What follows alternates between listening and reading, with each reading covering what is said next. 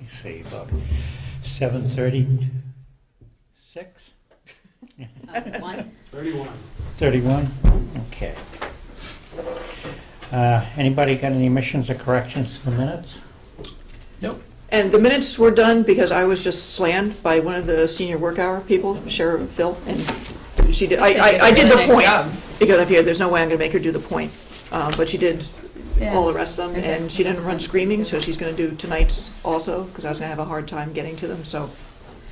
I had one thing about 10 Fort Pond Road. The minutes mentioned that it was isolated land subject to flooding, and I think we need to either add vernal pool or replace that with vernal pool. Okay, yeah, and vernal pool. Yeah. That was the only thing I had. Anybody else? Nope. Can I have a motion to accept the minutes? Make a motion to accept the meeting minutes of April 8th, 2019 as amended. Second? All those in favor? Aye. Administrative discussion, extra May meeting, do you have anything? So there's only one meeting in May, the 20th, and there was some And talk town about meeting. whether or not you needed to have it one on the 13th. What's the load, I guess? Well, let's see, wild guess, Cricket Lane will probably be back, the Point will be here. I don't know if Mattawanna will finish tonight, Colonial's probably gonna keep going. Crestview is continued already, they're not coming in tonight, so that's continued to the 20th. And Taylor Street is continued to the 20th, so it doesn't look too bad. The only thing I was thinking is, and I don't know if it works with your schedules, is the 13th earlier could be held for site walks if we need any. At least it's the same day as a Monday. What's your opinion, folks? Yeah, I mean, that sounds like a reasonable load for the 20th, and, Yeah, you know, I'm going to town meeting, I would imagine most of us are going to town meeting. yeah, exactly, so it'd be 3 nights, or 3 I Mondays. mean, I think about. if the load is reasonable, Yeah. I think we can leave it. Yeah, I think when I was looking at this a couple months ago, there was like, oh, you need an extra meeting. Yeah. But a lot of things have gone through or just being continued endlessly. That's good. Is time enough if for some reason somebody comes in that you would have to advertise, so you'd have to? And anybody, any new ones, I'm telling them the 20th, so the 13th would just be carried over business. It wouldn't be any new Okay. business because of the filing issues. Request for certificate of compliance, 22 Deer Run, 204-519. This, we can tell by the number, was a while ago, and they just never got their certificate of compliance, so. Is that the one that's for sale? Yes, coming in 'cause they're trying to- sort of catty corner from 26 Yeah. Deer One. I recognize Yeah, that. it's on the main part of the lake. Yep. So they're just trying to clean up paperwork before the sale goes through. But everything's stable, and the only thing is when they built the addition that they came in for, they added a little extra in the buffer zone, but it's away from the lake. You know, there was a jog in the house, and they basically just straightened it off rather than keeping the jog. So I didn't see it was all lawn initially anyway, and it was between the house and the lake. The house was between it and the lake. So basically, you're ready to approve it? I believe so, Comfortable. yes. Somebody want to make a motion to that effect? I'll make a motion that the commission issue a certificate of compliance for 22 Deer Run, DEP file number 204-519. I'll second it. All those in favor? Aye. Request for certificate of compliance, 5 Chestnut Lane, Lot 12, 204-722. So several of you guys went out and looked at it, and it seems to be ready to go. Here's, dear one. I did go up and looked at it, and I question how good a grass cover there was on the stuff above the garage doors, and then you go around back of the house. There seemed to be, it's grass, but it's not a real substantial lawn in my mind. It's just something kind of almost gravelly with seed. Somebody had seeded it lightly. It wasn't washing or anything. I guess it's whatever you want to call it. And it seems so long ago that we were out there. They were going to clean up the erosion controls and a couple other things and give me a call so I do another site walk, and that never happened. So I told them, you might not want to Yeah. do it until those things are done Seems like we because should hold it. they tend to leave things. Okay. You want to pass on that one, folks? So I think pass on that. Yeah, I agree with that. Other updates, administrative actions? Anybody got in, or you got anything, Amy? Durkey Farm are close to getting these certificates of compliance cleaned up that are at the bottom of the sheet forever. And as well as they are hoping to get the road accepted at Fall Town Meeting. So I said, you have a busy summer.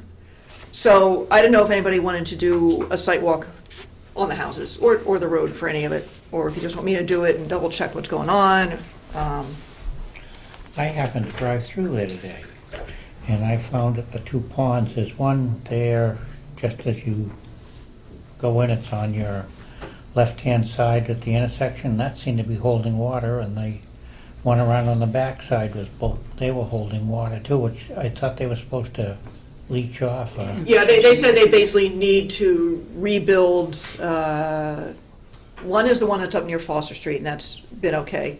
And then I think 3 is at the corner, and that, they have to rebuild that, Yeah. and they said Yeah, you have to build it's- it. 2, they think they just need to do, getting leaves and stuff out of there, because I think they've stabilized the exit where it was going under the road, under Grimes. And 4, which is behind that guy's house, I actually haven't seen it well. But it's been basically behaving, the one, 4 has been okay. And I noticed that the farm pond was staying within its banks. Yes, and they did do the monitoring report on it, saying that there's a lot of trees and shrubs that died without a plan to restore them. So I said, well, that's the next thing on their agenda. So, and I'm going to double check with Maureen, because I know if town meeting is going to accept the road, you probably won't be ready to issue a certificate of compliance anyway, because there is a 5-year monitoring period on these things. But I think they would accept if everything is okay, except for the monitoring piece of it. But that is to be determined. Has that got the second coat on it? Yeah, I was wondering that too. I'm not sure. I I'm thought it not only sure. had the binder. Although maybe they did have to put, I think they actually did have to put the code on it because it had been 2 years and the highway department wouldn't accept. But there's Something patches, like that. there were patches in Yeah, well, some they of had to it. do cuts. Yeah. They had to do cuts through it, and I remember some complaints about that, but that was what highway, because I guess my understanding is if you go beyond the 2 years of the binder, then highway wants you to redo the binder. So they kind of had no choice, was my understanding. But it didn't. But I don't know the status, we should find out. Having drove around a couple of places in town, they were, I think Howard Ave was one of them, they'd resurfaced the road, and that wasn't like the resurfaced road anyway, at least going in there, I didn't think. So maybe they, Yeah, I don't know. and We if should get more information. Yeah, So Brian Goudreau owes me a call once he has confirmed that they did what they were supposed to do behind the houses and everything. And then I'll let you guys know if you want to do a site walk, and I can either go do it or, and he said he's more than happy for everybody to do it, on their own as well as all at once, so. Yeah. I think we should see it. I mean, we've been through a winter and Yeah, and when he first came up with these houses, the erosion controls were still in, and the lawns seem a little big to me, and some of them, I think at least one had an erosion issue. Nothing horrendous, but stuff they Yeah. need to clean up. yep. Yeah, we should All right. get eyes on. anybody got anything else they want to talk about? 'Cause we still got 5 minutes 5 before minutes. we open that here. I drove by, I was actually heading to lacrosse at the middle school and happened to notice the house that we just approved for the fence. You can kind of look through and there's a massive pile, what looks like a really big pile of yard waste, right at the wetland boundary or stream boundary. So I mentioned that to Amy and we were gonna send them, she went out and looked and I think we're gonna send them a letter Yeah, which I haven't done yet, but Yeah, that's great.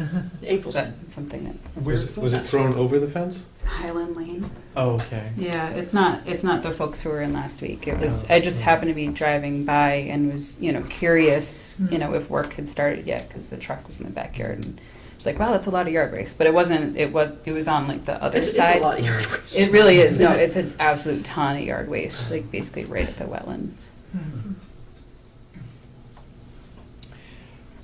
Well, unfortunately, on Bruce Street, Saturday morning, we lost power. Really? That's a pain. And it was The due to, wind? it was due to a pine tree Oh. that was about 20 feet off the road. And there wasn't much of any root mass with it, and it just took all the high-tension wires down and blew about 4 different fuses down the street when it broke the wire and everything. And I guess what I'm leading up to is I think we're gonna see more of this stuff happen with the wet ground. It's just so saturated. Yeah. Stuff is gonna be going over, I'm afraid. Hmm. Another few days of rain. Andrew, you were talking about some signage or something that you thought needed to be, Oh, no, I was just telling Amy that one of our senior tax workers, Don Waite, had actually just built a new little math box over Bumblebee Park to protect the regulation sheet and map over there, and it came out really nice. So. Is it all wood or does it have plexiglass? in It's the wood front? with plexiglass in the front. So you can see what's inside, yeah. So it should last a while because the map sheets were only lasting maybe a couple months at most before because they were exposed. Yeah. So we're hoping for some good results.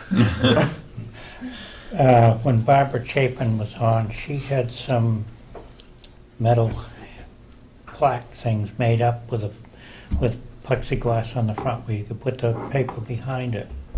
And they were screwed in such a way you couldn't get the paper out, but you could screw it to the gates or something. I don't know whether that's something we need to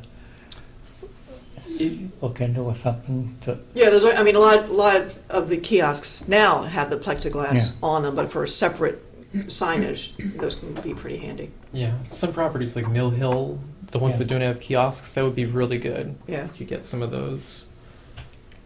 I think Neshoba Tech, but I'm not sure is where they got made. I think she got them to make them up, bend them up. Or Don Waite. Hey, that works. Makes sense. Yeah, you got nothing you want to add? I've got 2 more minutes. My phone says 45. Mine says 43. Really? Yeah. How is that? What is up with my phone? That's seriously. That's I see you guys already approved the Fed minutes. time. Well, see, Nice. mine's state time. get extra anxiety thinking I'm late to stuff. Oh, Keola's sent around their yearly operational plan notification, so just you might see them out there. You already approved the minutes, I was saying. Yes. You have some you want to hand in? What? Yeah, yeah, a bunch.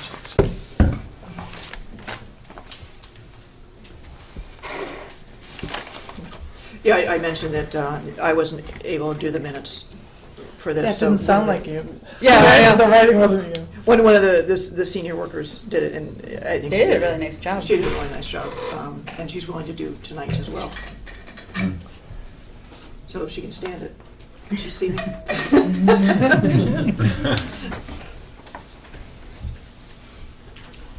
Well, I think it's about It's 45. Yep. 7:45. Public hearing proposal, Cloverdale Conservation Land parking lot. Somebody want to speak to that? You want me? Yeah. Hi, do I stand over here? Hi, my Or name is maybe Courtney. down at that end. Down there? Okay. My name is Courtney Semlo. I'm with Green International Affiliates, or civil engineering company. We were contracted by the Conservation Commission to design a parking lot that we're calling the Cloverdale parking lot on Great Road. And it's across Just from stick the on a horse chair. stables. Actually, do you want me to hold it? We can all see it. Stick her on a chair. It's right over here. Set it up over there. Open your own sense. And so this is what we've come up with. It's just basically going to be a gravel parking lot with 6 stalls. One of them is going to be ADA accessible. It's the wetland is all the way down here. The 100-foot wetland buffer actually is right here, so we are well away from the resource area. This is conservation land, so it's owned by the town. And the idea is to eventually have a path to the wetland, but that's far in the future, I'm understanding. So right now, it's just for you to park here, and then there's a boardwalk back here that has been done recently. And that's basically it. How is the lot constructed again? Is it gravel? It's going to be gravel, yes. Or grindings. Yeah. It'll be like the Like Crusher Run the or Harvard something. Road Oak Hill parking lot that Chris did a while ago, a couple years ago now. I don't know what it was.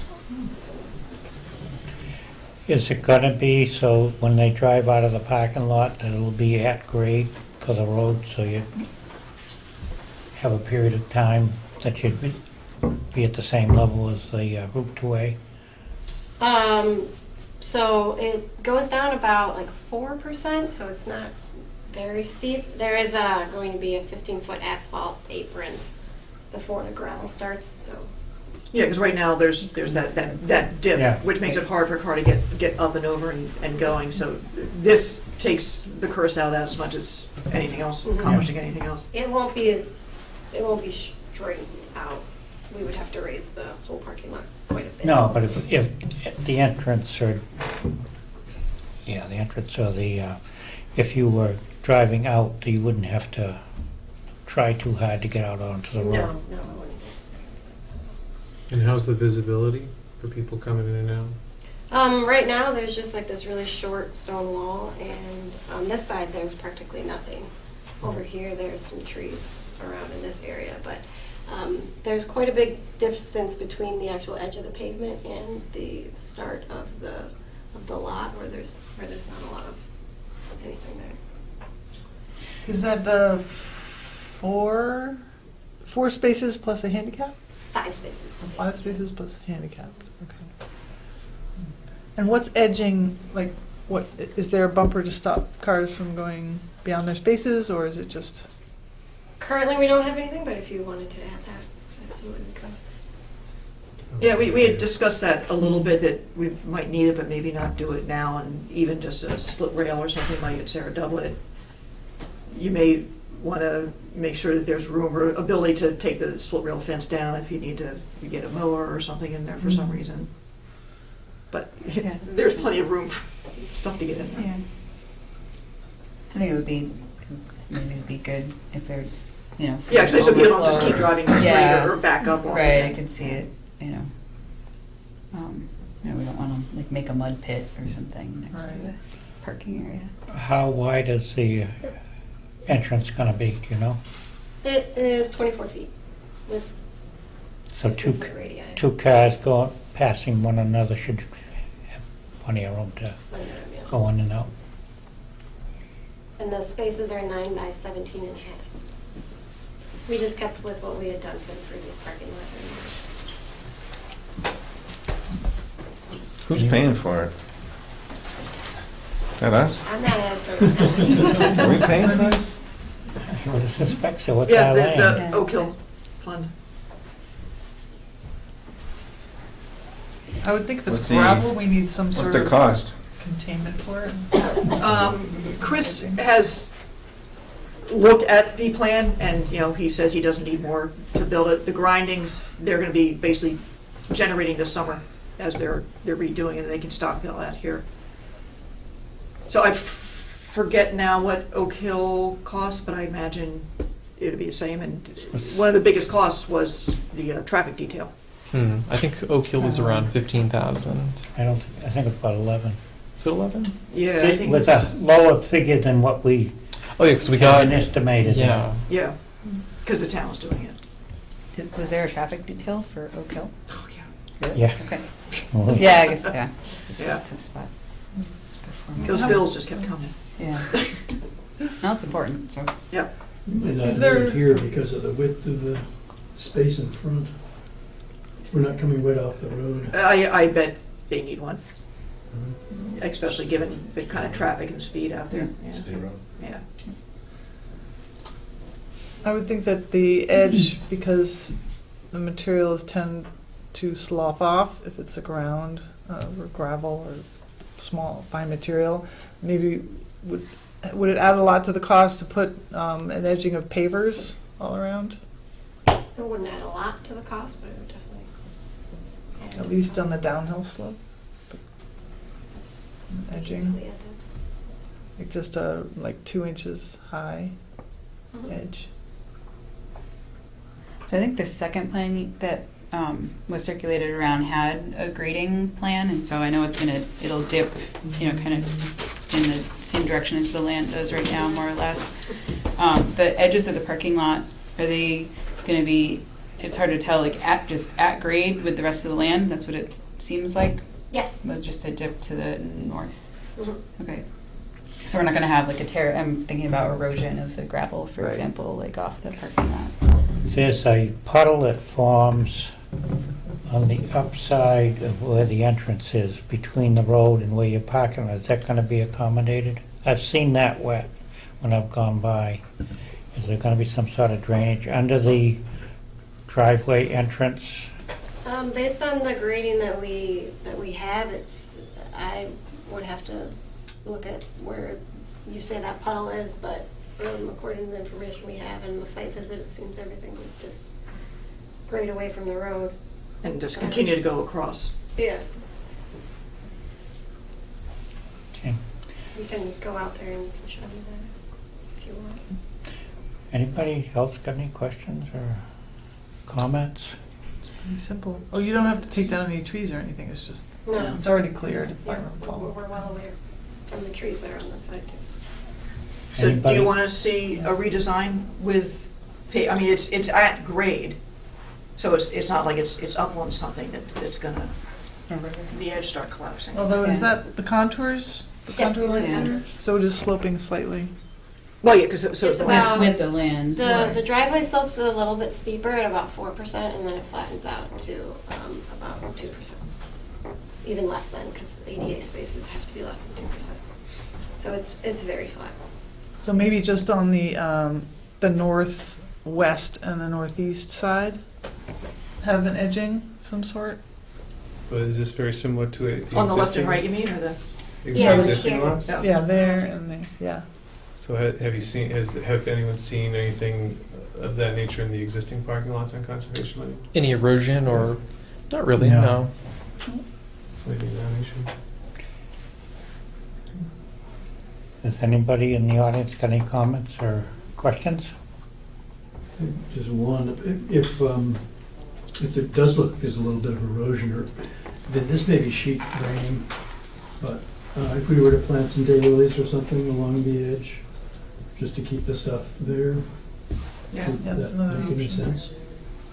Definitely plant something that's Yeah. already in As long as they'd be up soon enough. I mean, this is the time of year where we really need some sort of. Right. But they also get quite a nice root mass. Yeah, They do, that's- and that'll the help leaves get stabilize caught it. up in it, and Yeah. that's- Or grasses might be nice too. They make a nice hummock. You know. Tons of hostas. Well, those aren't native, and I don't actually want hostas there. I'm just thinking for the root masses. Deer might enjoy it. Deer, yeah. Get deer near the road.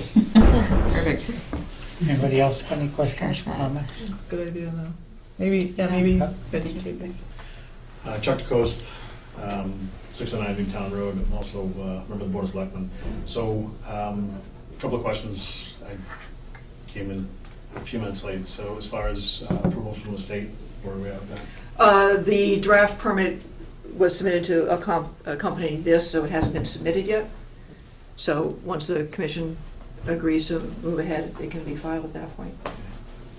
And as far as the funding, it's coming from, Oak Hill Conservation Fund.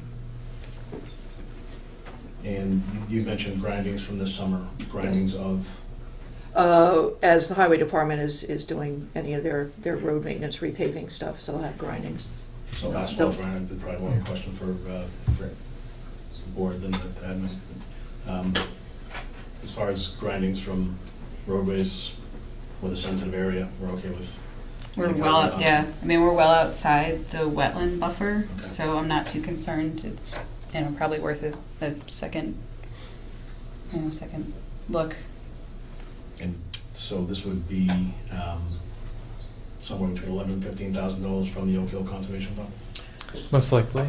Yeah, Chris would do an estimate, and we don't have that yet, so. to the board. That's roughly what the last lot that The we put regular, in yeah. costed. That was before my time.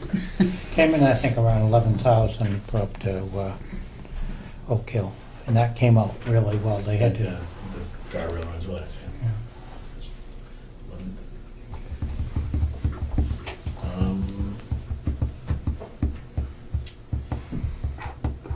Appreciate the fact that Chris has stated that he's able to yeah. help out with this.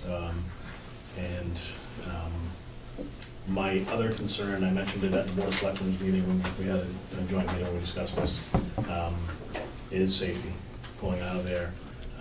I've pulled out of Gristmill and I've pulled out of this location, just to kind of get a feel for traffic. With 15 Great Road, Gristmill traffic, people come flying over that hill from the Acton end. And I do have some concerns with us doing a curb cut there, and then Well, the curb something cut- that, well, it's not even a curb cut, just us putting parking in there, because liability shifts onto us if we're the ones that are saying, here is a place for you to park. So, looking out for the best interest of the town, I do have some reservations on the town's behalf for us putting in. I'm wondering if some signage of some sort, that letting people know as they come down the hill or something, just that there is a entrance to a parking lot, conservation land or something, Yeah, traffic. without advertising it too much. We're not Just trying- even something to the effect of traffic entering on the right Yeah. or something, ahead or something. I mean, people fly out there. Or It's like townwide 60 25? 25. Where are we on that, Chuck? That's a state road, we can't I know, dictate that. I know, I unfortunately. figured that was the Yeah. answer, but, Yeah. yeah, people It is like a fly. highway. It is. People do It's- fly, for sure. There are at least 60, they're going Right. at least 60 out Right. there. I would pulling think out of probably 15 when is they're terrible. applying for the permit from the state, that we should also apply for the signage of some sort, just a warning sign or something, so it's all included in the package.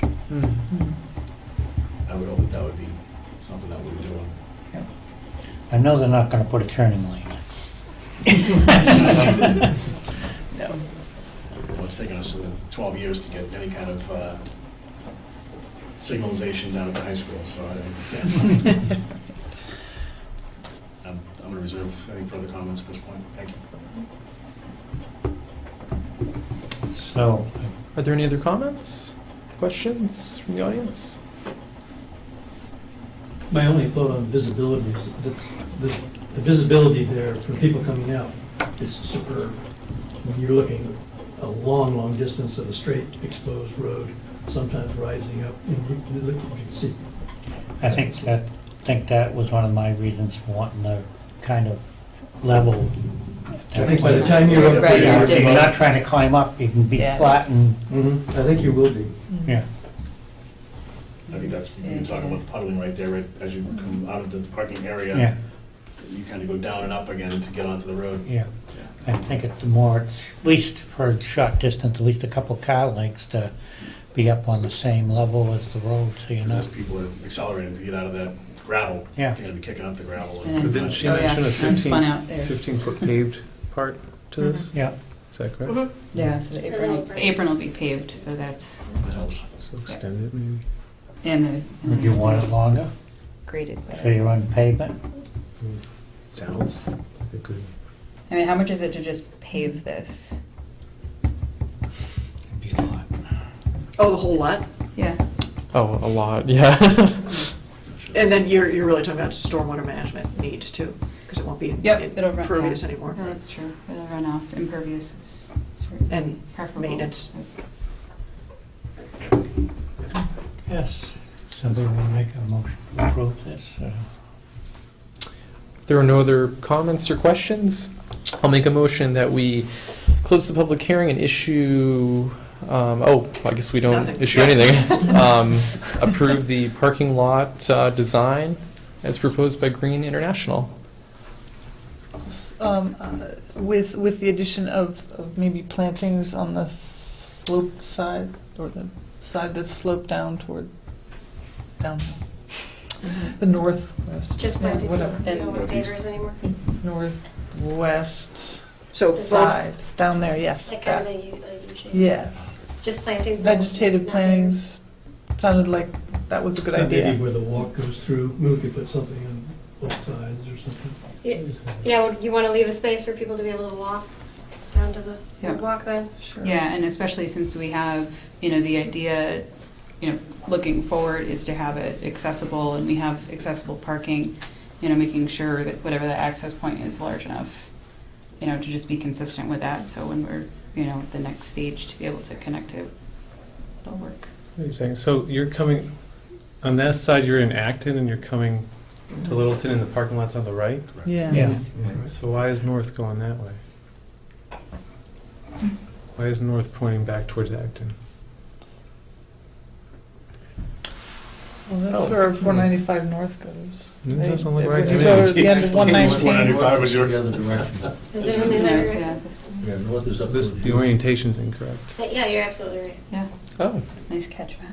I'm a forester.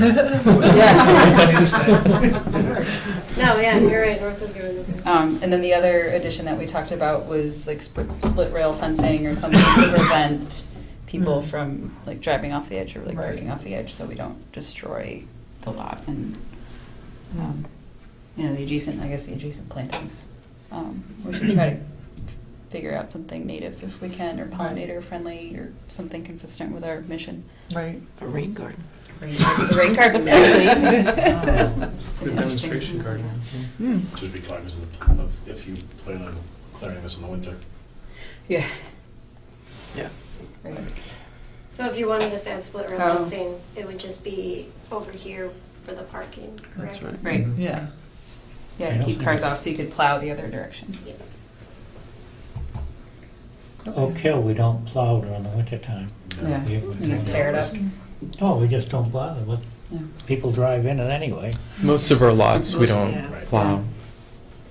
It would be nice, but. Okay, so wait to hear a second. Well, I'll second the So proposed I'll- thing with the changes. I'll amend my motion to include the aforementioned additions. I'll second that. All those in favor? Aye. Okay. Thank you for coming out. Thank you for coming out. Thank you. Maybe you here for some?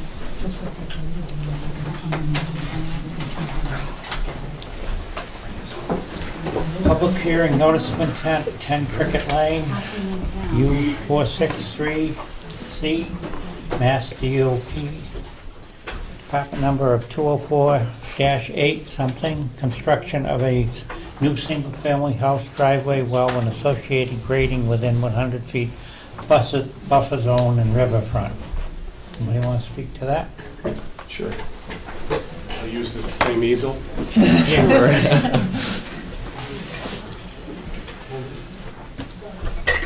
All right.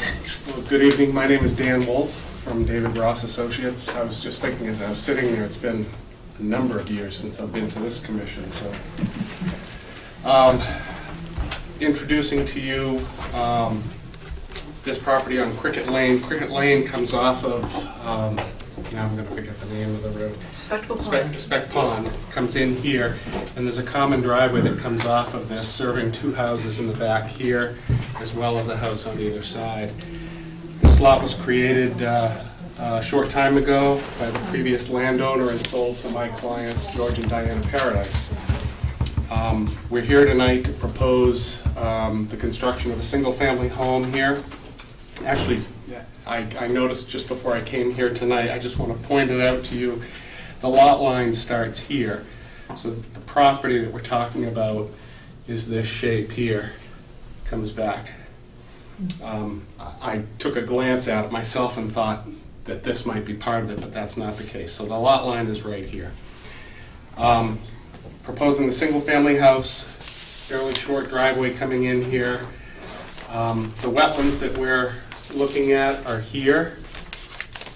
And so there is a portion of the house within the buffer zone, the 100-foot buffer zone being this green line here. And some associated grading, the driveway that I mentioned, as well as the well being drilled in the back here. The septic system is completely out of the buffer zone. We also have a riverfront area. The line shows up on the USGS maps, but that was kind of a stumbling point for me as we were putting this project together, is because when you walk out to the edge of this wetlands here, it's a wide open marsh area with really no defined river, so to speak. It's not even the type of thing that you could navigate a canoe or a kayak anywhere in here. It's a lot of hummocky areas, and I'm sure you're probably familiar with it. As you come down Speck Pond Road, you can look across this vast area. I did speak with someone at DEP just to get some more input as to how that should be handled, and they simply told me, take the line that's shown on the map and then create the 100-foot riverfront area here and the 200-foot riverfront area here. So with those lines in mind, we then calculated the amount of disturbance within that outer 100 feet right through here, and we do have less than 10%, slightly less than 10%. We are also in an area mapped by natural heritage. That area here is this boulder line that comes way out off the property here. And we have sent off the notice of intent package to Natural Heritage. I haven't heard back from them yet. We also haven't heard, I don't know, Amy, if you have, but we haven't heard from DEP on a file number yet either. No. That's surprising. But I also, which is typical, yes. But I also know that this commission likes to hear what the project is first, get some of the details, and then we do a site walk. So I am anxious to have you walk the property with me, and we can point a lot of these things out. But for now, if I can answer any of the preliminary questions that might come up, I'd be happy to. Is there anything existing on the site right now? No, it's the only thing really existing is this couple of old cart paths. You can tell that there was some clearing years ago. There's a cart path that comes down here. There's another path through the back here, as well as what appears to be an old cart path right through here as well. But the rest of it is wooded. What is that gray that continues past the house and curves around down? It's the road, maybe? Not there, just down by the driveway. Down by the driveway. It's The crooked gray. This here is the existing common driveway that serves So- two other houses Oh, to the out house back over there. here. Where in relationship to the open field on Cricket Lane? The open field is here, and you can see Yeah, Google Maps. there's got that what wrong. most people know as Cricket Lane right here, Okay. coming off of Speck Pond, which is here. So that field that's under scrutiny is over here. Okay. And there's one house there I see near the. There's cricket one lane. house here, and there's another house over in this area too. And there's, that second lot's just vacant. What's deceiving, and what deceived me earlier, is this natural heritage line makes it look like this is two lots. But this is one lot here, and then Oh. our lot here. I see. So you're sticking the well on the lot that's not on the proposed house lot? No, that's an existing It's an well existing one, there okay. that serves this house. So Got it, okay. this whole lot is owned by these Okay. people here. Okay. I looked at that and then tried to use Google Maps, and Google Maps puts you in the completely wrong spot. Yeah. So it's really. Yeah, it's having a hard time finding it. Yeah, I am, okay, reorienting myself. What's the depth to groundwater, do you know, from test pitting for septic? Have We you done that? did testing. I guess you wouldn't go that It was deep. more than 12 feet with no signs of groundwater at all. We're on what George and Diana like to call the cupcake. It's just a hilltop right in Little here. drumlin or something? Right, Okay. and that's where we dug the test holes here, and as far as we could dig, there was no groundwater. Like sand and gravel? Yes.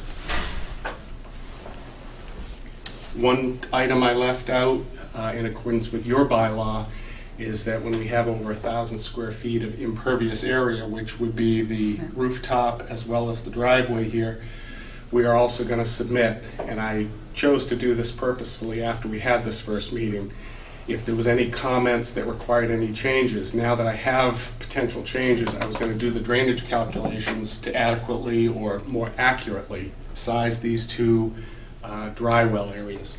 This dry well area is proposed to pick up the gutter flow from the rooftop here and dispose of those in that nice gravelly soil.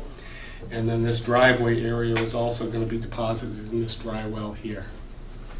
So trying to pick up those increased flows. So the other houses on that shared drive are out of the jurisdiction areas, out of the wetland, the 100-foot buffers? The other houses that I'm referring to here have portions within the 100-foot buffer zones. Those are existing homes. I believe these two homes that I've been pointing to, I do not believe are in any sort of buffer zone. Is there any site work being proposed within the 50-foot No. buffer? Okay. Absolutely. And let me point that out to you. It's this line here, 50-foot no disturb is labeled here and here. And so there is nothing at all being proposed behind that line Oh, or excellent. between the wetlands and the 50-foot. Absolutely none. No tree clearing or anything in the 50?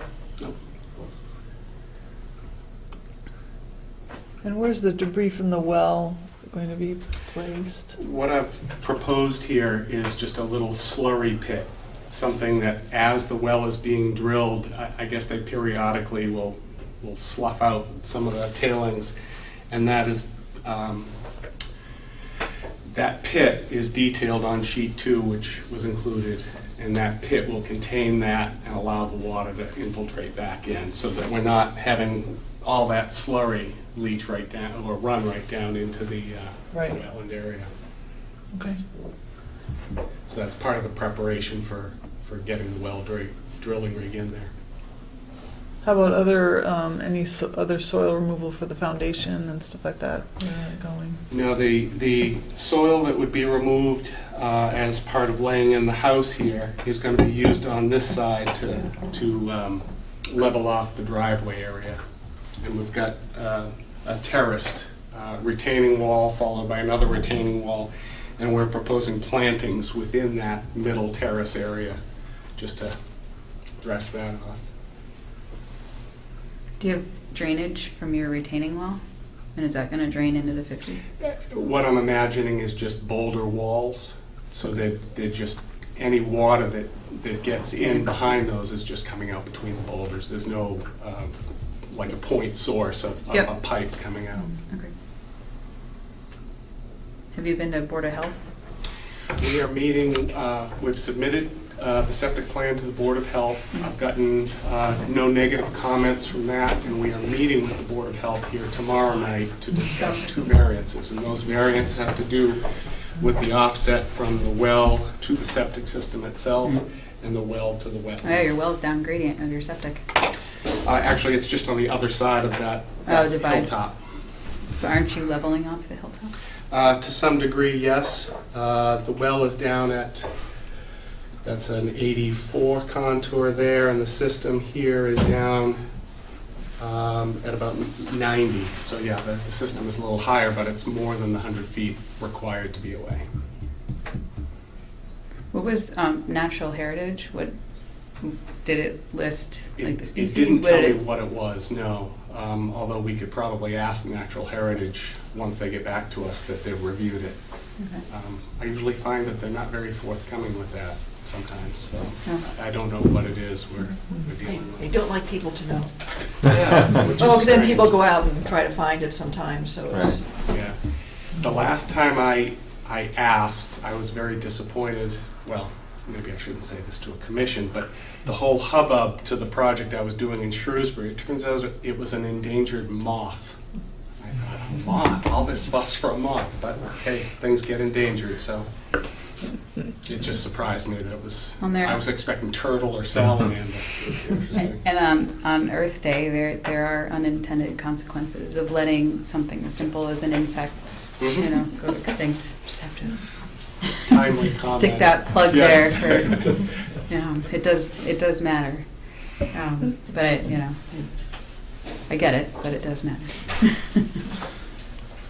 Okay. Do you know when you're going to hear back from Heritage? Like, did you just file, or? We they have filed 60 the days? very day that Okay. we came here, which I think was April 3rd. And I think that they try to respond within 30 days, Okay. which I wish it lined up with the 21 days to a hearing, but that I- happens. But we've got time with Yeah. inviting you to a site walk and a continued hearing. I don't know if Amy's talked to you for site walks. It's good to have like the house staked and driveway location, Septic. septic. Well, maybe not a septic, but the Septic. well, The well. yeah. Sometimes a septic, although in this case it's Yes. outside. So in this case it's outside. So disregard. And would And then the just 50 the four Just the house corners. house corners. Yep. And did you just say the 50? Is that something you'd want to see physically in the field then? It would be useful. Just a couple points. Would be useful. So house, well, and the 50-foot. Maybe the driveway too? The very corner of it? I think we could probably just, seeing the house stakes, we could And the clearly 50. approximate where this corner was, for instance, as well as this one here. This driveway entrance has a great landmark in the fact that there's a telephone pole right here. So we know that we're on this side of the telephone pole. So there's different landmarks out there that might be helpful. I think the driveway grading though comes really close to the 50. That's probably the closest point other than the well. So that actually might be more important than. Which, are you looking at this line here? That one. This 50? Yep. You're saying that the grading? we're I'm just pro- saying for your project, that's the closest point Yes, that it of comes. disturbance. That's Yeah. so my point is, it actually, even though we could approximate it from the house, because that is the point of the project that's closest to the 50, Okay, I would want to see it staked. yeah. Because that's the thing that's more important to us.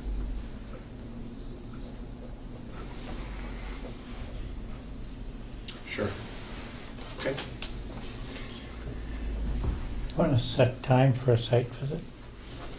Well, I think he needs to stake it and call Amy. Okay. That's usually how we do Sure, it. I could do it that way. Because you never know, like things happen and people don't get things staked, and then you get all of us ready to go for a site Yeah. walk. Right. It doesn't And happen. then I so- heard that your next hearing isn't until the 20th? No. Okay, so there's no meeting prior to that. There's a town meeting on May 6th, but Okay. probably not the best venue. All right, so we'll get it staked out as soon as possible, and then I'll call you so that you can circulate possible dates. Sounds good. Perfect. Okay. All right, Thank you. Thank you. thank you Thank very you. much. Continued, I'm sorry, in all fairness, I know a couple of the butters might be here if they've got questions. oh, Oh, letters? I don't have any questions, but. No questions. No questions? Great. Great, Thank you. thank you. 8:15. Continued discussion, point updates, Mass DEP file number 204-430. Request for an extension permit, point Mass DOP 204-430. So what have you got for us tonight? So, Empower Land Strategies. A couple things. One, just a continuation of our conversations about some activity that's going on. I did want to introduce Steve Ivis behind me of Ivis Environmental, who we've officially contracted with. And before you ask him too many pointed questions, he's just getting up to speed. So this is more for him to follow along with conversation, and I'll certainly answer any of the tough questions, but if there's specific environmental questions, we can certainly answer it. So, and also snuck in the background is Stefan Katrubis, who some of you may know, who's the construction manager. What's that? Stepping down. Stepping down from doing the reports, so.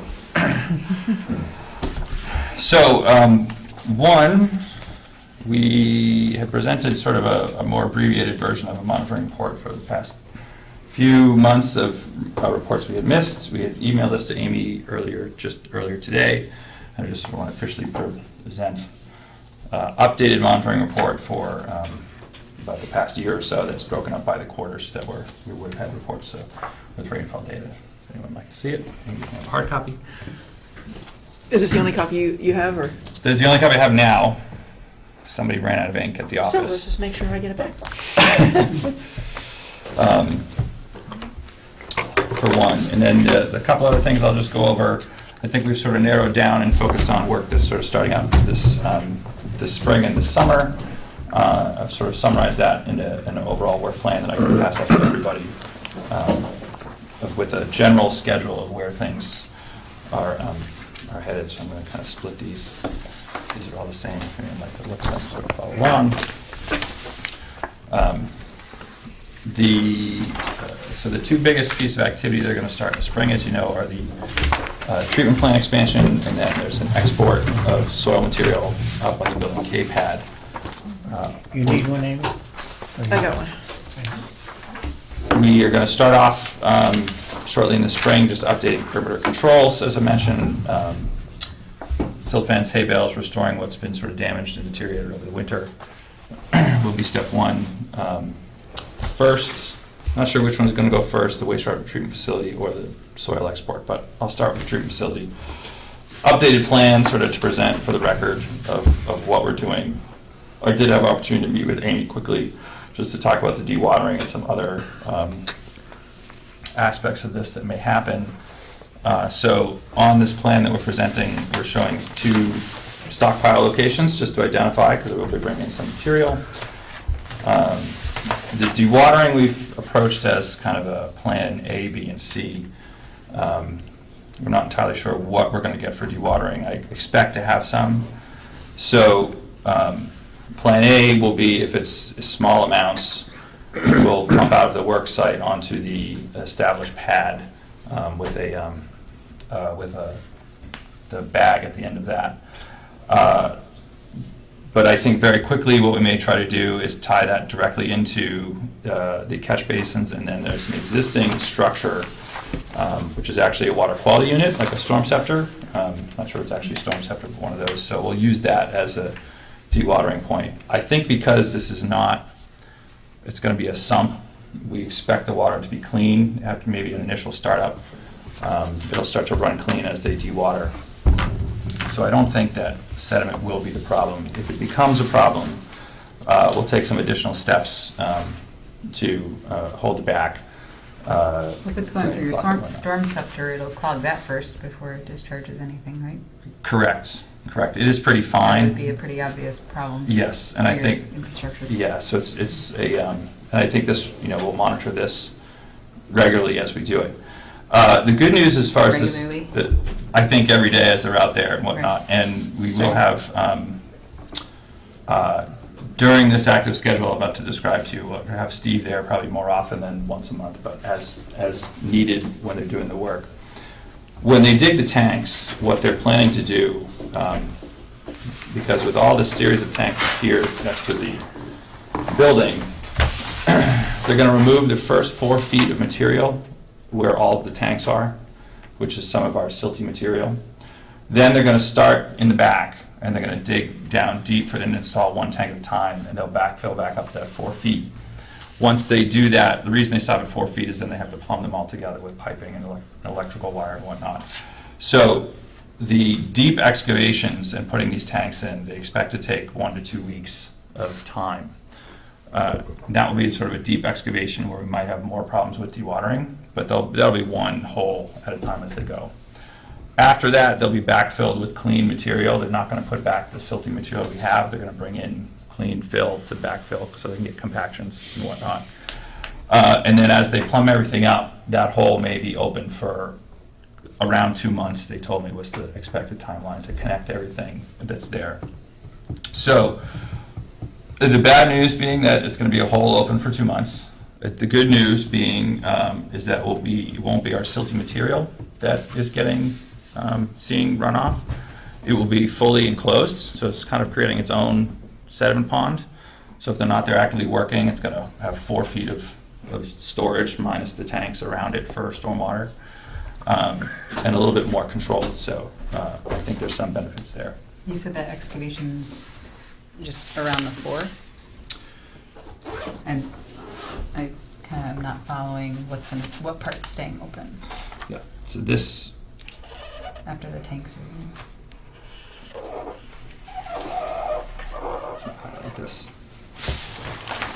bright purple line is about 4 or 5 feet off all the tanks. So that will be what's open 4 feet deep for about 2 months.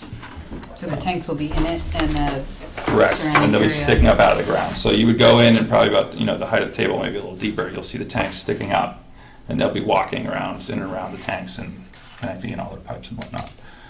But it'll be, there'll be no break, there'll be no open, water will not be able to flow freely out of there, it'll be self-contained, so to speak. So if it were to rain overnight or whatnot, they'll have to come in. I'd expect they may have to do some dewatering of this to get down to grade again and keep working before they start up. But And what are they gonna do with the dewatering? Water? I'm jumping right to Plan B. They're going to put it through this water quality unit, which goes down in this large riprap outfall to the bottom of the slope. This riprap outfall, I have some pictures of it if anyone wants to see it. They're large, 8, 12-inch boulders that are there. It's not small stuff, so I don't see erosion being an issue here. We can install, I propose some more hay bales at the bottom of that, just as sort of a last line of defense. Seems like a cheap thing to do for a little extra insurance. Absolutely. We do have some room to the actual wetland from this outfall. Yeah. It's not even in the It's steep, 50-foot though. buffer. Correct, but then at the bottom of the slope, there's some flat space, so I think that's helpful. So that's the plan. I think as they start, we're gonna have to watch a little more, make sure the systems are working before they get too far.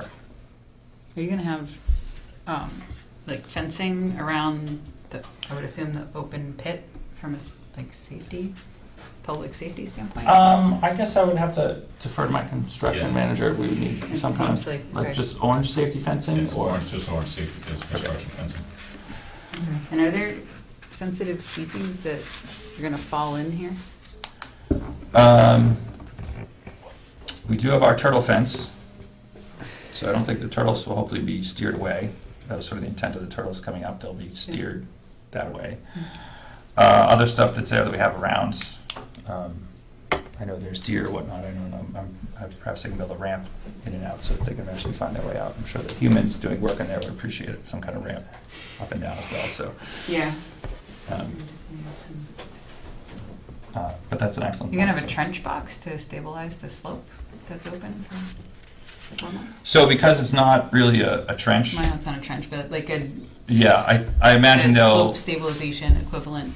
Yeah, I imagine they'll have to clean it up as they go. I think if it's 4 feet, they're hoping it's gonna relatively hold up. It is silty material, so, About 2 months? 2 months. So I think there'll be efforts to clean it up and reestablish the edge on a regular basis if it's in the way. And as they go, they're gonna work their way out. They'll be backfilling as they go, so, I don't think they work there for 2 months and then fill it in. I think they, start one end, plug everything in and backfill and march their way back. So at the end of 2 months, everything will be at grade again.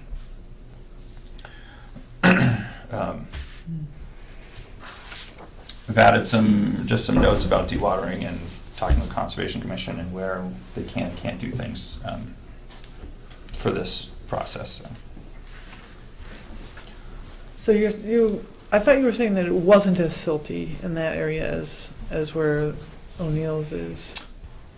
We have the same silty glacial material, but when they pull this out and they backfill around the tanks, they're going to use new structural fill, so it will not be the silty material going back in. But the liquid you're gonna do water is gonna be silty. It will come from the silty material, but when they dig this, they dig the sump down, and they'll encase the pump in stone and whatnot, like they would in any other sort of tank dewatering situation like this. When they start it up, what they've disturbed may be cloudy, but then as it starts to bring just groundwater that's clean, it should clean up as time goes on. So if they were continually disturbing this and pumping down like a detention pond, we would have more concerns over the silt. But because it'll be in a dewatering sump that will not be disturbed as they go, we expect it to be cleaner. So Are you going to have flocking ability ready in case what you the dewatering you put in that water quality area yeah. is Having a problem. I think we can certainly have some at the ready and have sort of the plan C ready to execute if we need to, which I think would be in this pad that's up high, setting up sort of a flocking system and then pumping it down from the clean side. So we'll have to create an artificial basin here, because I don't want to do it downstream or downhill from any of this. I'd rather keep it all up high. okay.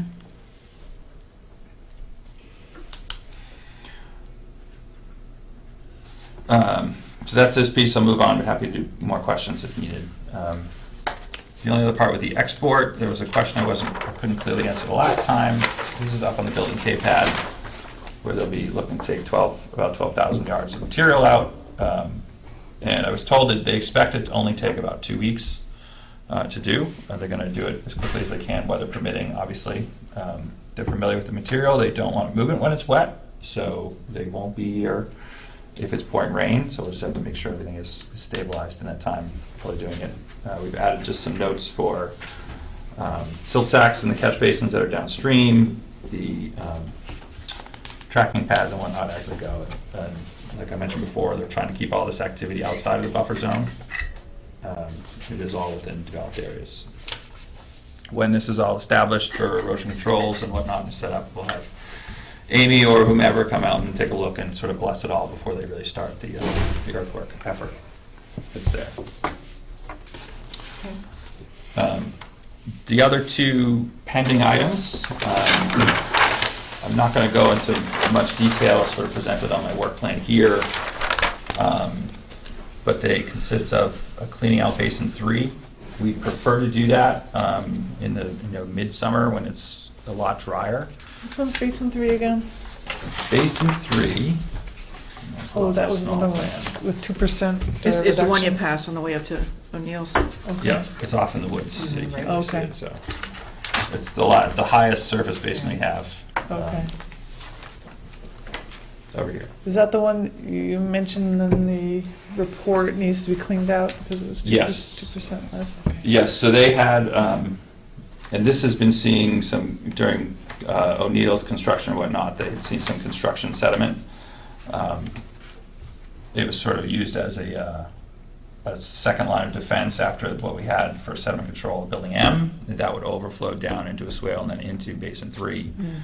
Now that the lot is paved, really the only path that's open is Building M. The lot is isolated for permanent. We would like to clean it out, get it online officially, and get it outside of any construction activity.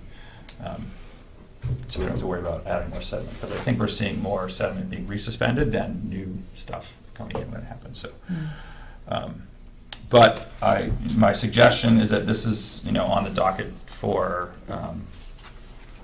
this summer when it dries out a little bit. At the same time, we'll pump down Basin 2. Sarah had some concerns that there was some overflow, so we're happy to pump it down and just sort of inspect it and see what it's like at that same time. And then also stabilize the Building M pad, get rid of that big temporary pond we don't need for that little pad, level everything out, get the construction debris out, and loam and seed it till a building comes along. I would suggest that we come back, or I have Steve come back prior to that, and we can get a little more detail about how we'll approach that, rather than now and have a more clear schedule when the contractor can be out there.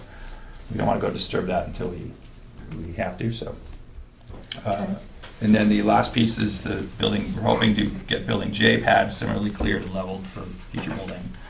Building K stabilized and done.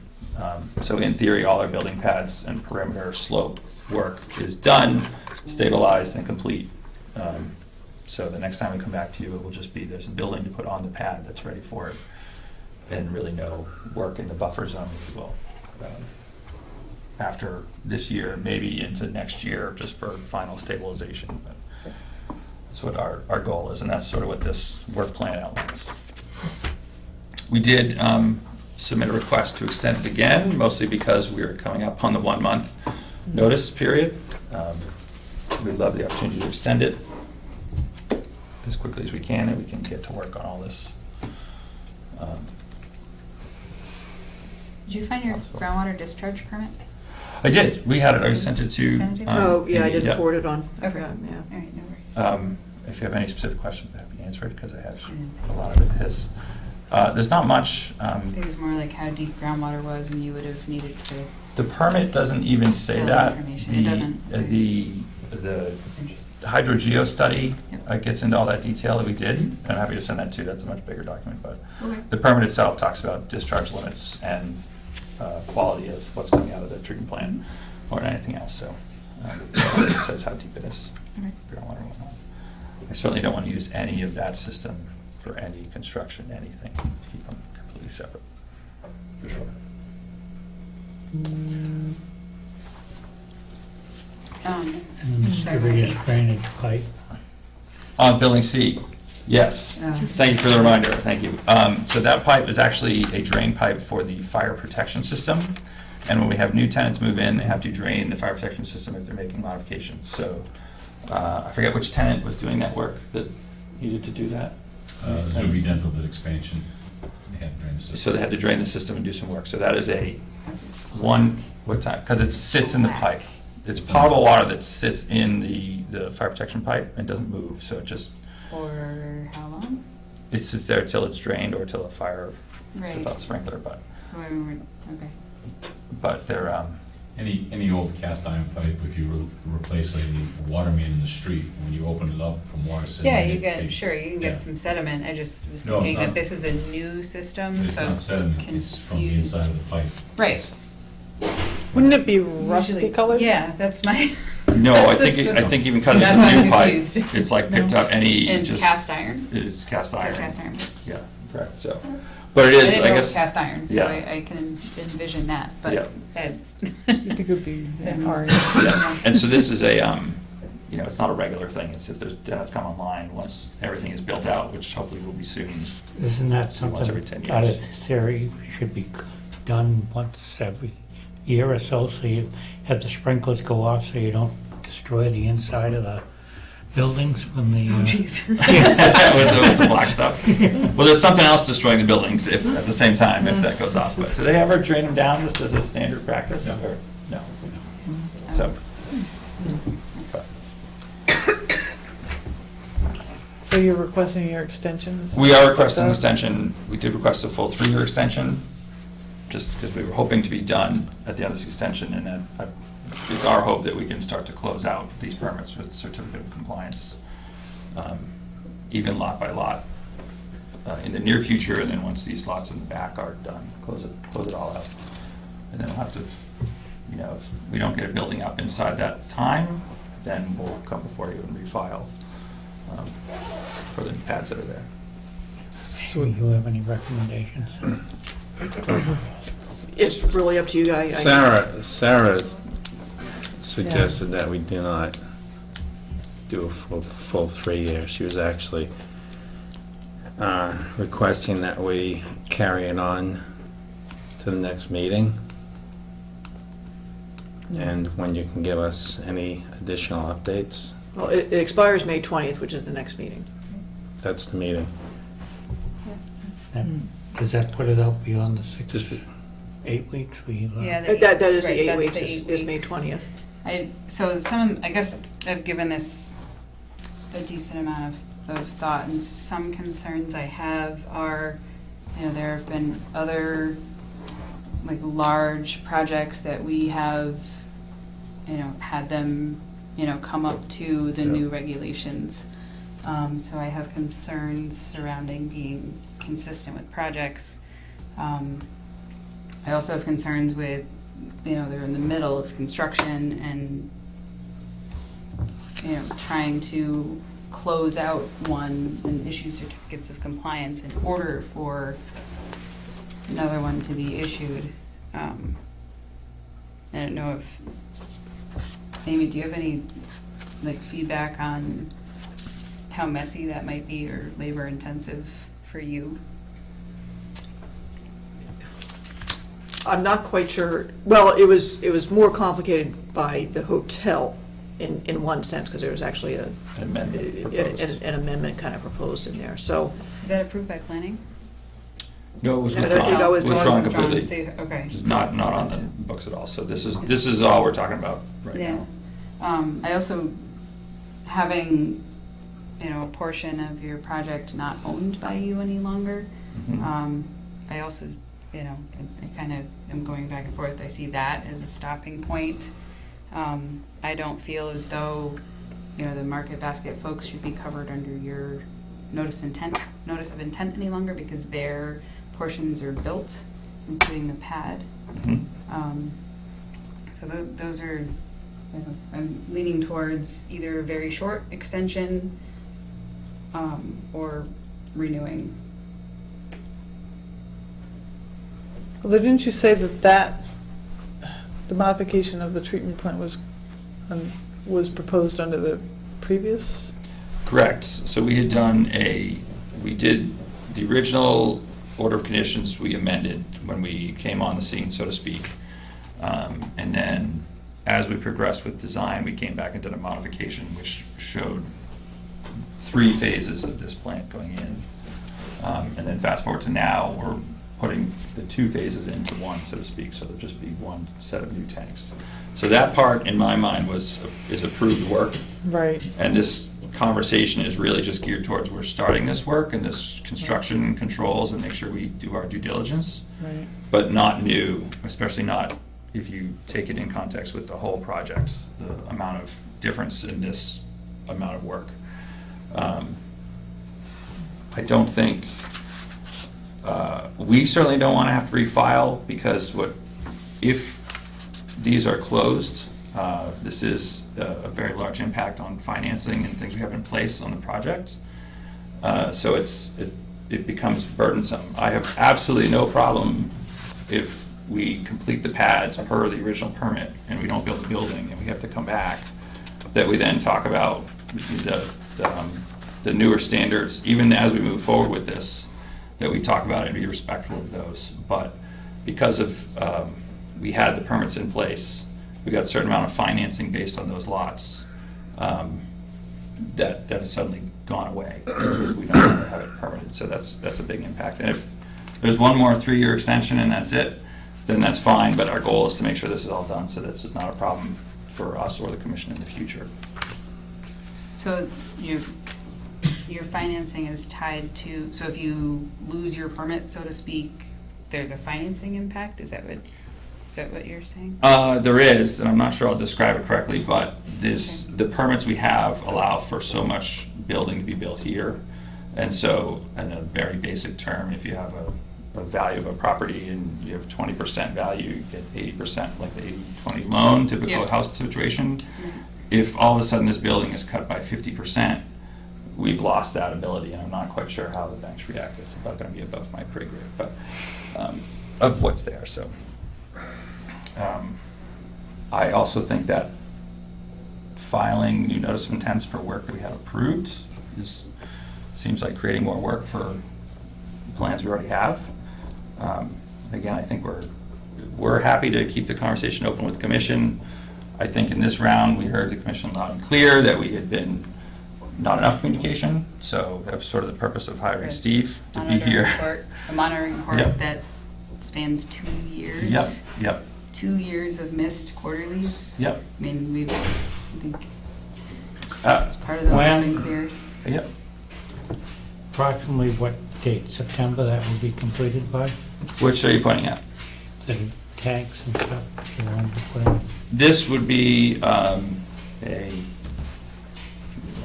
so I think by August, this will be back to grade, finished grade. They'll be doing work inside, so they'll still be working on the plant, but this will be back and stabilized and completed. And at that time too, the Onyx, the export up above would also be completed. And Building J was the other sort of longer term. August. Building J was a longer one. There's a little bit more earthwork to do to get to the pad as designed. So that was a little bit longer one. That would be the one that may trickle into next year if needed to get there. But I think cleaning up a Building M pad, doing Basin 3 work, these two activities are easily in the next 3 months, before the end of this construction season for sure. Anyway, you could finish everything in 2 years instead of 3. I think we could, and I'd be happy with 2. I think the third year was kind of like the contingency, but if we get 2 years, we'll be done in 2 years, for sure. The goal is to get everything substantially complete this construction season with perhaps some additional stabilization and minor work at the Building J pad the following construction season. Our struggle with Building J is there's some export, we have to find a place to send it. Someone who will take it or buy it or whatever, so that's where a little bit of our concern. I guess I'd like to propose that we, I'm kind of speaking for Sarah tonight. She's been the most involved in this project throughout the entire project. And I think I would like to give her the opportunity if we could potentially extend this. We have till the next meeting, correct?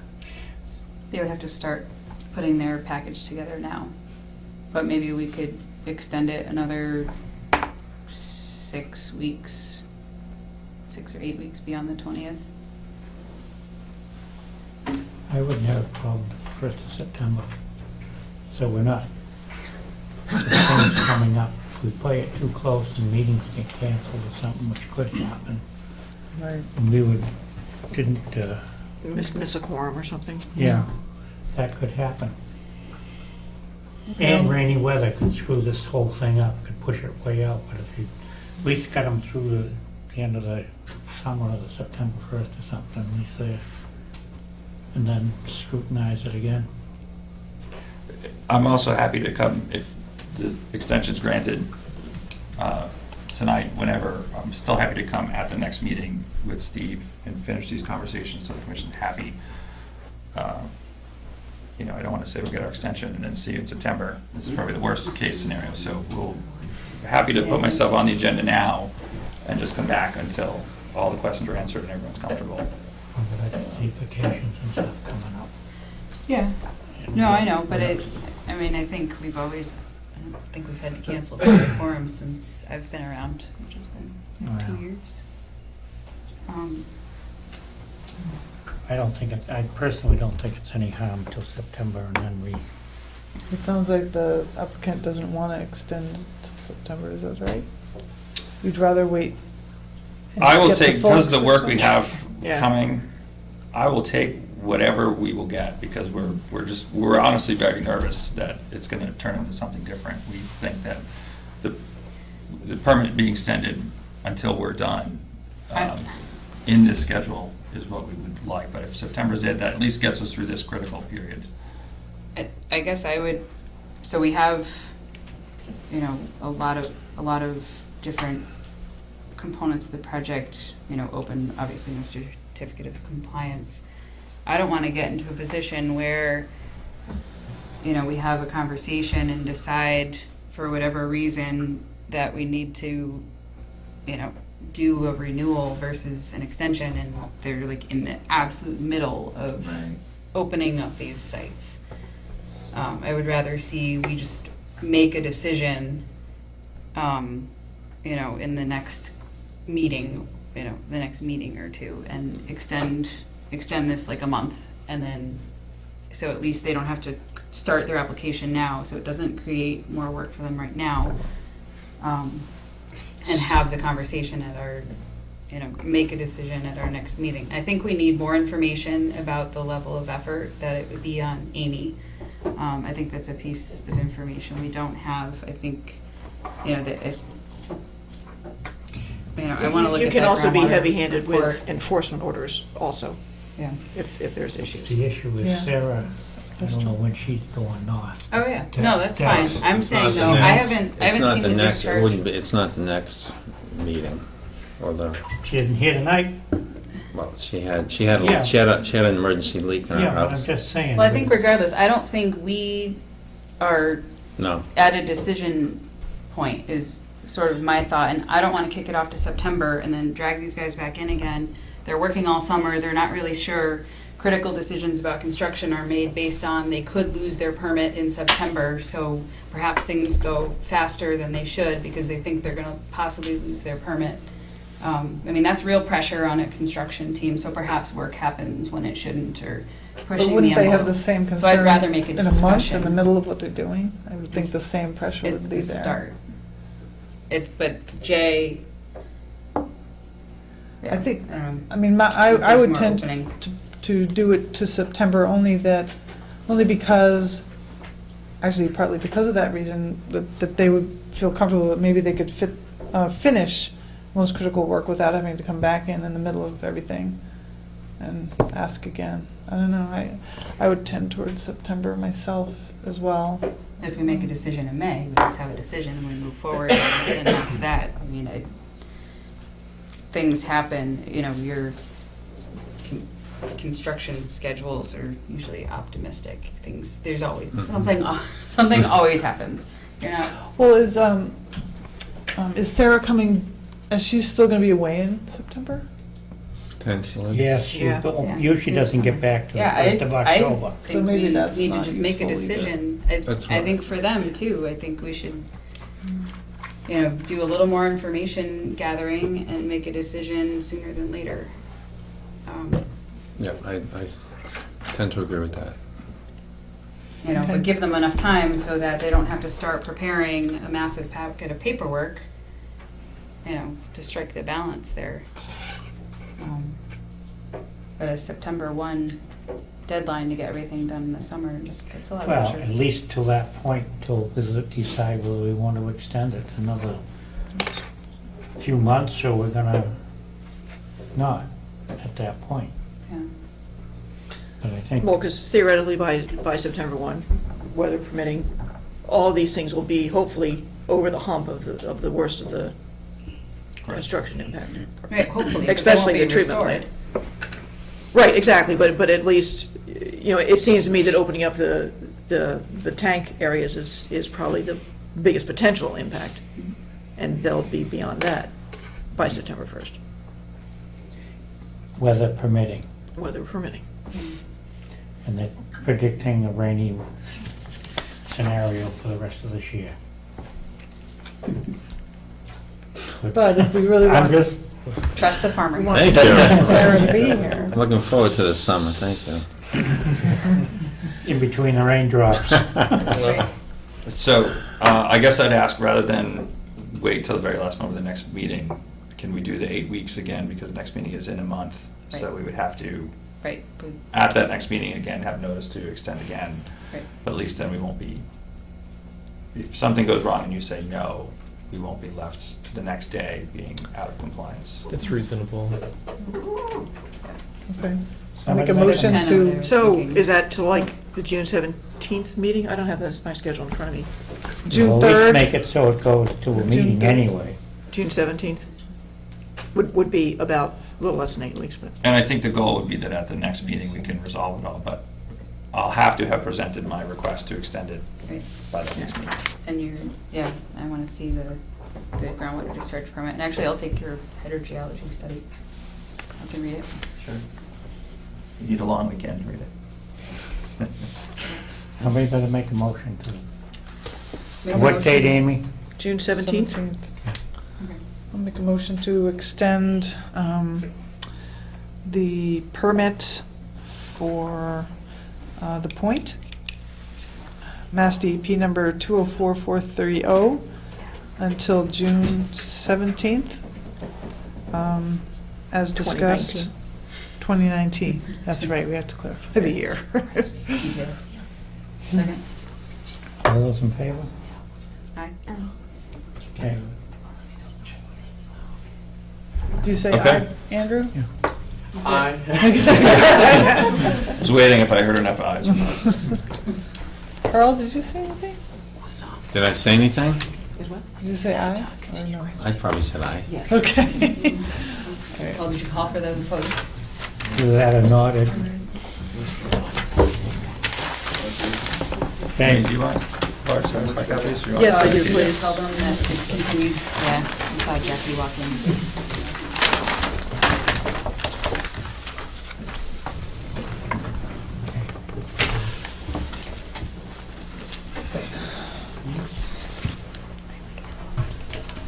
Resolution for Crestview.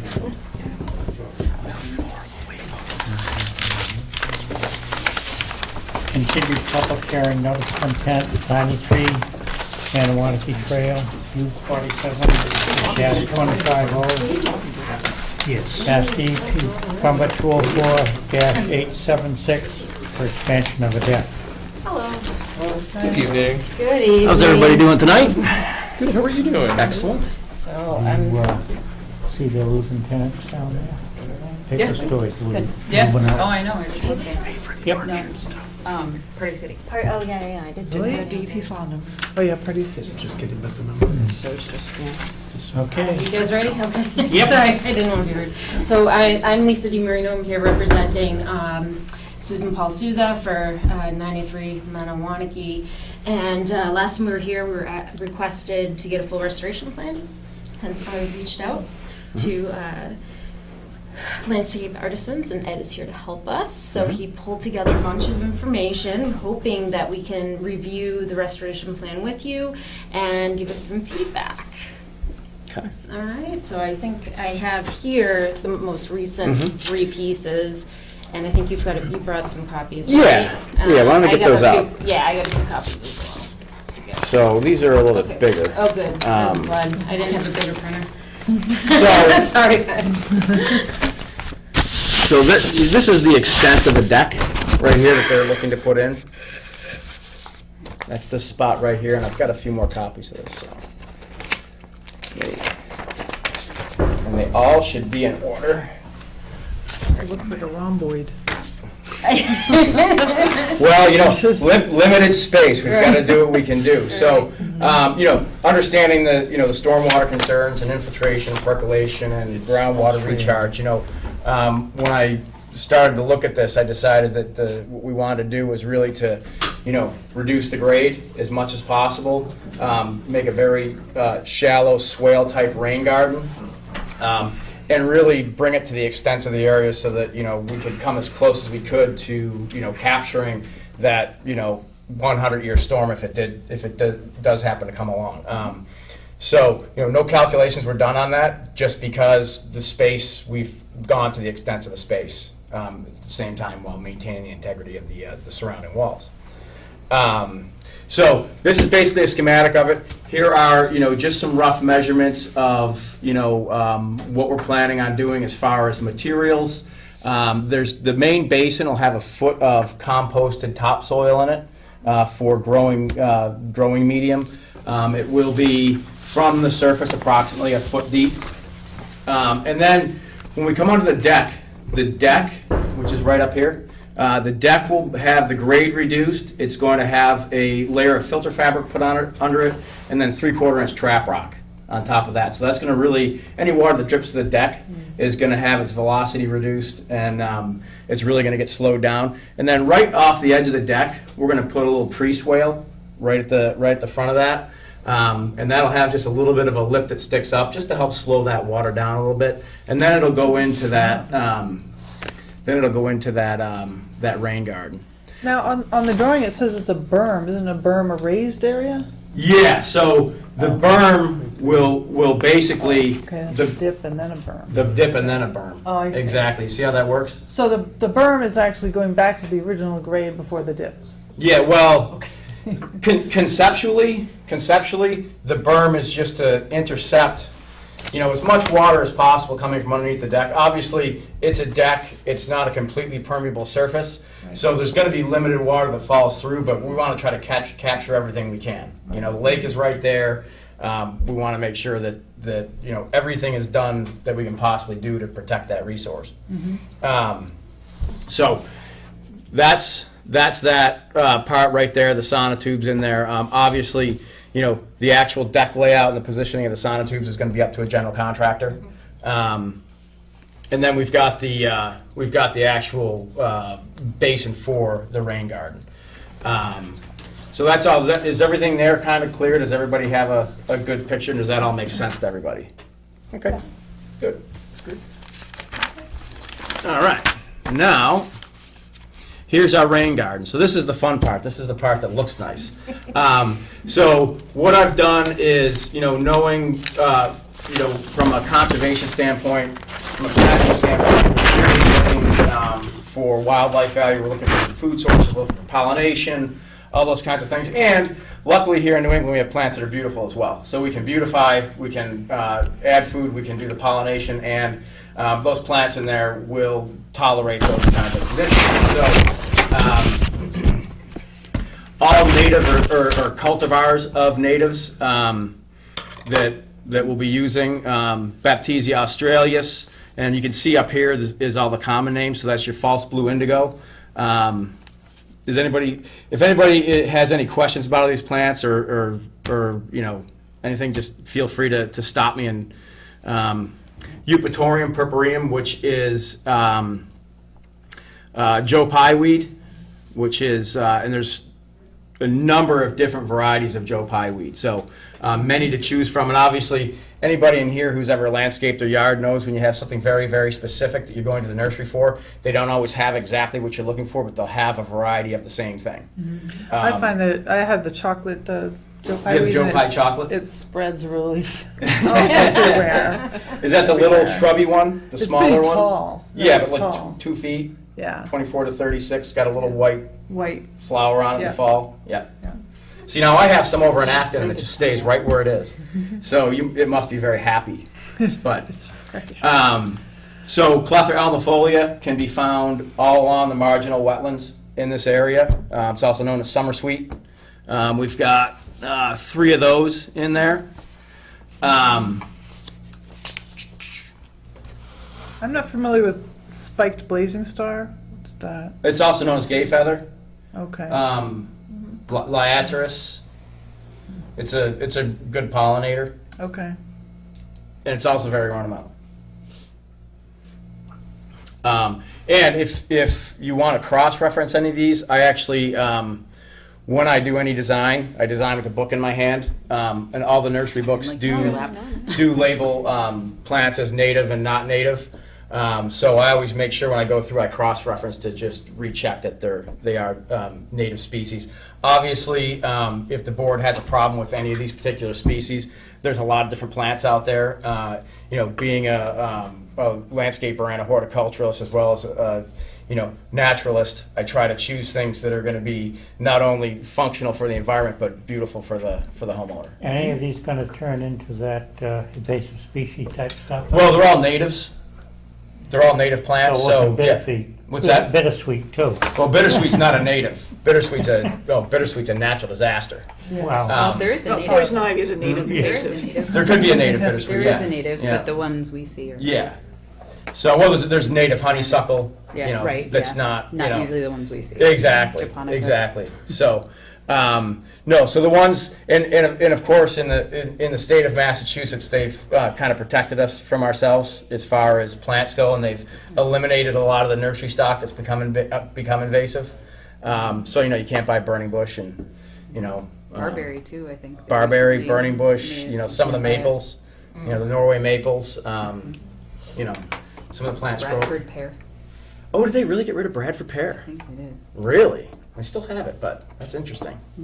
Huh. I could be wrong. They might be thinking about putting it on the list, but nonetheless. Anyways, yeah. Nonetheless, I've always made a personal practice to not use those. Lindra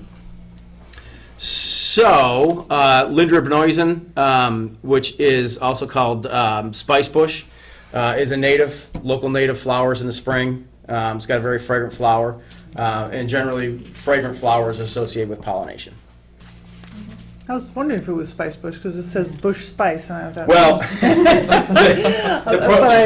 the program I use is called Dynascape, and it's made in Canada. So potato.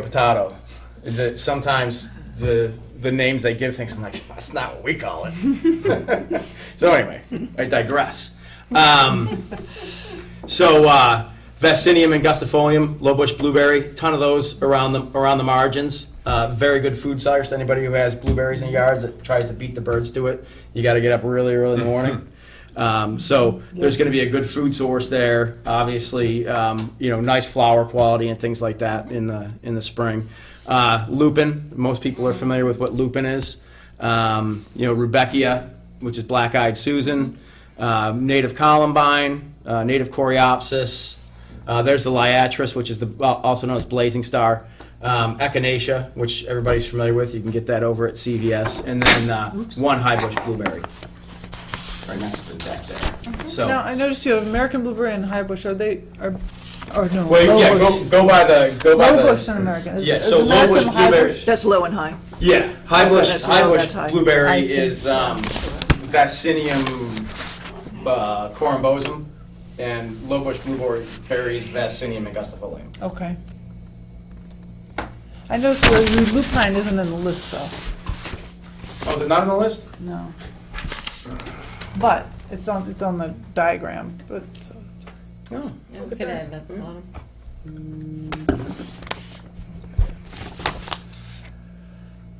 Yeah, I don't know how that didn't make it on there. I was also wondering, so your drawing shows like basically 100% cover of plants, Mhm. but I'm thinking like the reality, like what size are you gonna have? 6-inch pots or 12-inch pots, or what's the plan as far as that goes? So typical Obviously. nursery stock for perennials, I try to buy 1 gallon, which is, a pot like about that big. Yeah. And the reason for that is smaller stock establishes faster. Sometimes, depending on the time of season, it's just impossible to get the smaller stock. Yep. There is an outfit in Western Mass called New England Wetland Plants. New England Wetland Plants specializes in native genotypes of native species. They don't have everything, but their nursery stock is true reclamation stock, and it's just not that good looking. So I try to choose things that look good because they're going to, this is obviously not an inexpensive project, so they're going to want it to look nice right off the bat. So it is a fairly densely planted area, and the reason being is that we want to have as much life in that soil as possible, and the plants are a key part of that. And you don't want it to wash off either. We don't want it to wash out, exactly. So one of the other things I didn't specify in here that we could do is we could put we could line it with a jute fabric, if that, You're gonna do some hay or something. there's some to- straw. Yeah. Well, no. My Although understanding that might was wash off too. my understanding was there was not supposed to be any mulch. Right, because it Can wash. It floats and washes off. Right. So Yeah. I mean, we could maybe top dress the compost and just kind of make put in an O layer kind of situation, because the compost isn't going to float as much. Like a good finished compost. Lennox has some really good stuff. Well, as long as, so if the compost washes, it's going to be high nutrient material in the lake too. So we would, Yeah. I feel like maybe the jute might be a better option. Yeah.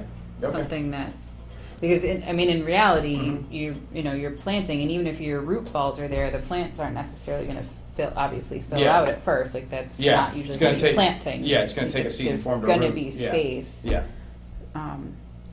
So I'm just concerned about, washing this really nice compost layer, which, Right. is great. You need that for the plants to establish, but we definitely don't want that in the lake, and we don't want it lost either. Mm-hmm. Okay. So, it looks good to me. lupin and Oh. then jute. And then, What's the substrate that you're planting in? so that's going to be a composted topsoil. And That you're digging down, or you're planting up? so we're gonna dig down at first, because the slope is relatively steep. Yeah. Okay. So on this first page, you can see right here, this is approximately existing grade, and so it's pretty steep. So what I'm proposing is to take a bunch of that out of there, excavate down, get our 1 foot of material out of here, because we really want that that new layer of soil to be very permeable, because we want that water to get in there and stay there. So a good loose composted soil is going to have a lot more air, so it's going to hold a lot more water. Does that make sense? So by reducing the grade, one, we're reducing the velocity, we're reducing the risk of washout, and we're able to make this a little bit deeper. And then just as an aside, I know there was supposed to be a siltation diagram. I was just looking for. Yeah, it's on the next control. next page. So essentially, pretty intuitive. I mean, it's going to go right up to the edge, and then it requires silt fence as well, or just coir rolls.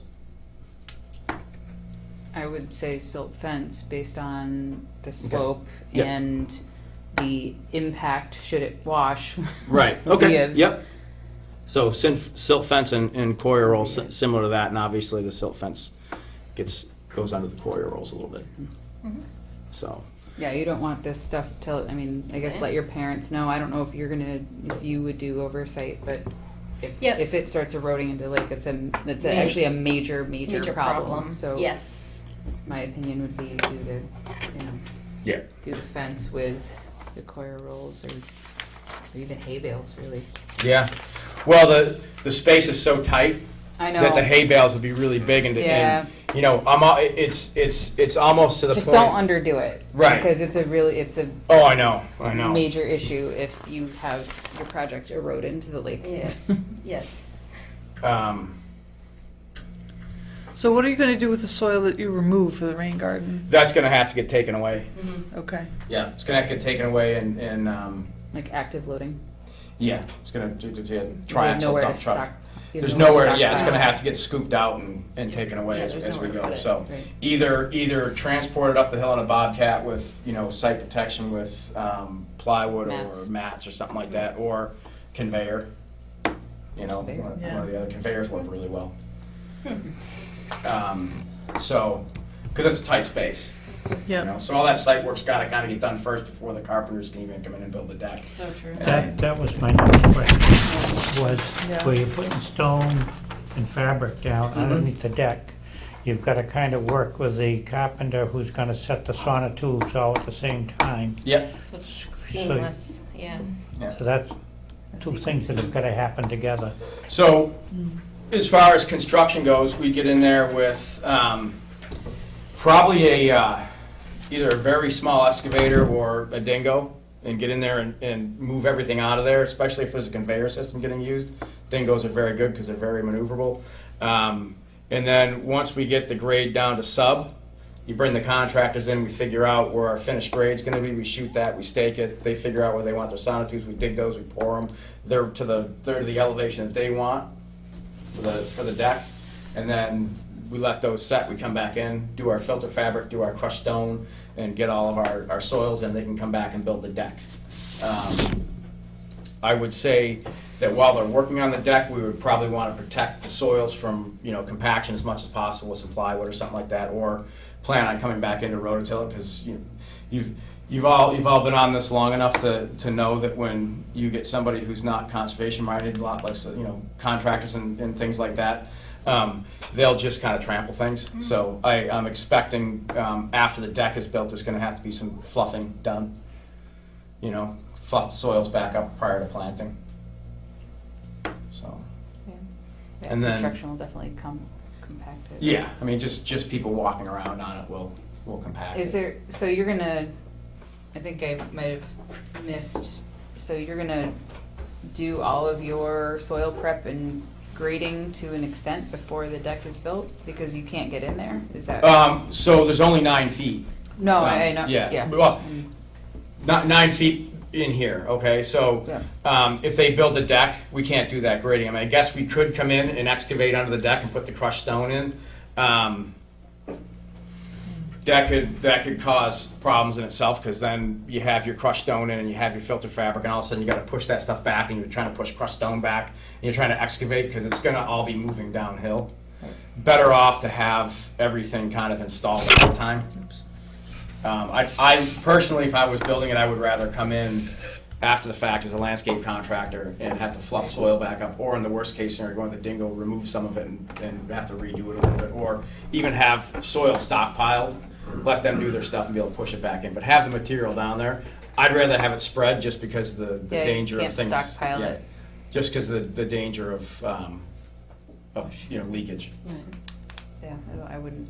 The two of them gotta work together. Yeah. Mhm. Basically, it's gotta happen. Yeah, Yeah, it's got to be simultaneous. but that whole portion of the site will be open, and do you have, Time frame? yeah, exactly, thanks. We have not moved forward. We wanted to get through this committee before we actually got the exact time frame for the whole project. So I can't give you the exact just yet. Well, I was thinking like how long would the project take, like from start to finish? Like how long is the site open for? I would guess, I want to say 2 to 3 weeks, but then reality sets in. There's rain, there's people not showing up to work, there's multiple jobs, there's, and there's things that are outside of the homeowner's control. So, I would say safely, 4 to 6 weeks with everything, including down days, inactive days, days when materials aren't there, Holidays. Holidays, exactly. And I'd say that's probably a more realistic. Is your construction sequencing written out somewhere? No, but we could do that. We need to do that. Okay. Yeah. Does it need to have dates, or does it just need to be written out as No, to how I think just the time execution? frame from notice to proceed, Okay. we expect this to happen within, or the first step is this, and then, we expect this next step Okay. to happen within 2 weeks, realistically, Right. within 2 weeks of that, plus or minus half a week, something like that, just so we can, I think you need to put on paper how long things really are gonna take, because we can sit here and kind of, kind of estimate a little bit, but I Right. really think you need to sit down and think about how long these things realistically might take with the Exactly. reality of busy contractors, materials. Do you everything have a mentioned. contractor lined up at this point? She did, no, not that I'm aware of. Well, and so Okay. in my line of thinking is that that's the next step. Exactly. Yeah. As long as I would say is everybody here kind of tentatively happy with Yeah, I would what say you're just- seeing? Oh, okay. Yeah, Okay. so maybe reach out to somebody and Yeah. talk about Yeah. what the construction sequence is gonna look like, Mhm. and Yeah. then I think we could finalize it. at Then we that could point. finalize it. That's, I Yeah. guess That's pretty that's my much- opinion. Yeah. Okay. And that makes sense. So, All right. Lisa, why don't we do this? Sure. I can estimate this for you, Perfect. and then we'll get some contractors. We'll Yeah, get you over clear there. that, We'll look yeah. at excavation. I would We'll even look be at tempted carpentry to and. Sign off Go on it? on, and go stuff? ahead, and then just say contingent on the order of conditions, contingent on the construction sequence. That sounds Because good. it's not, I don't think it's gonna, I'm just wondering if there are So things that did- we need to discuss with them relative to things that maybe we wouldn't have anticipated in our brief conversation about the sequence tonight.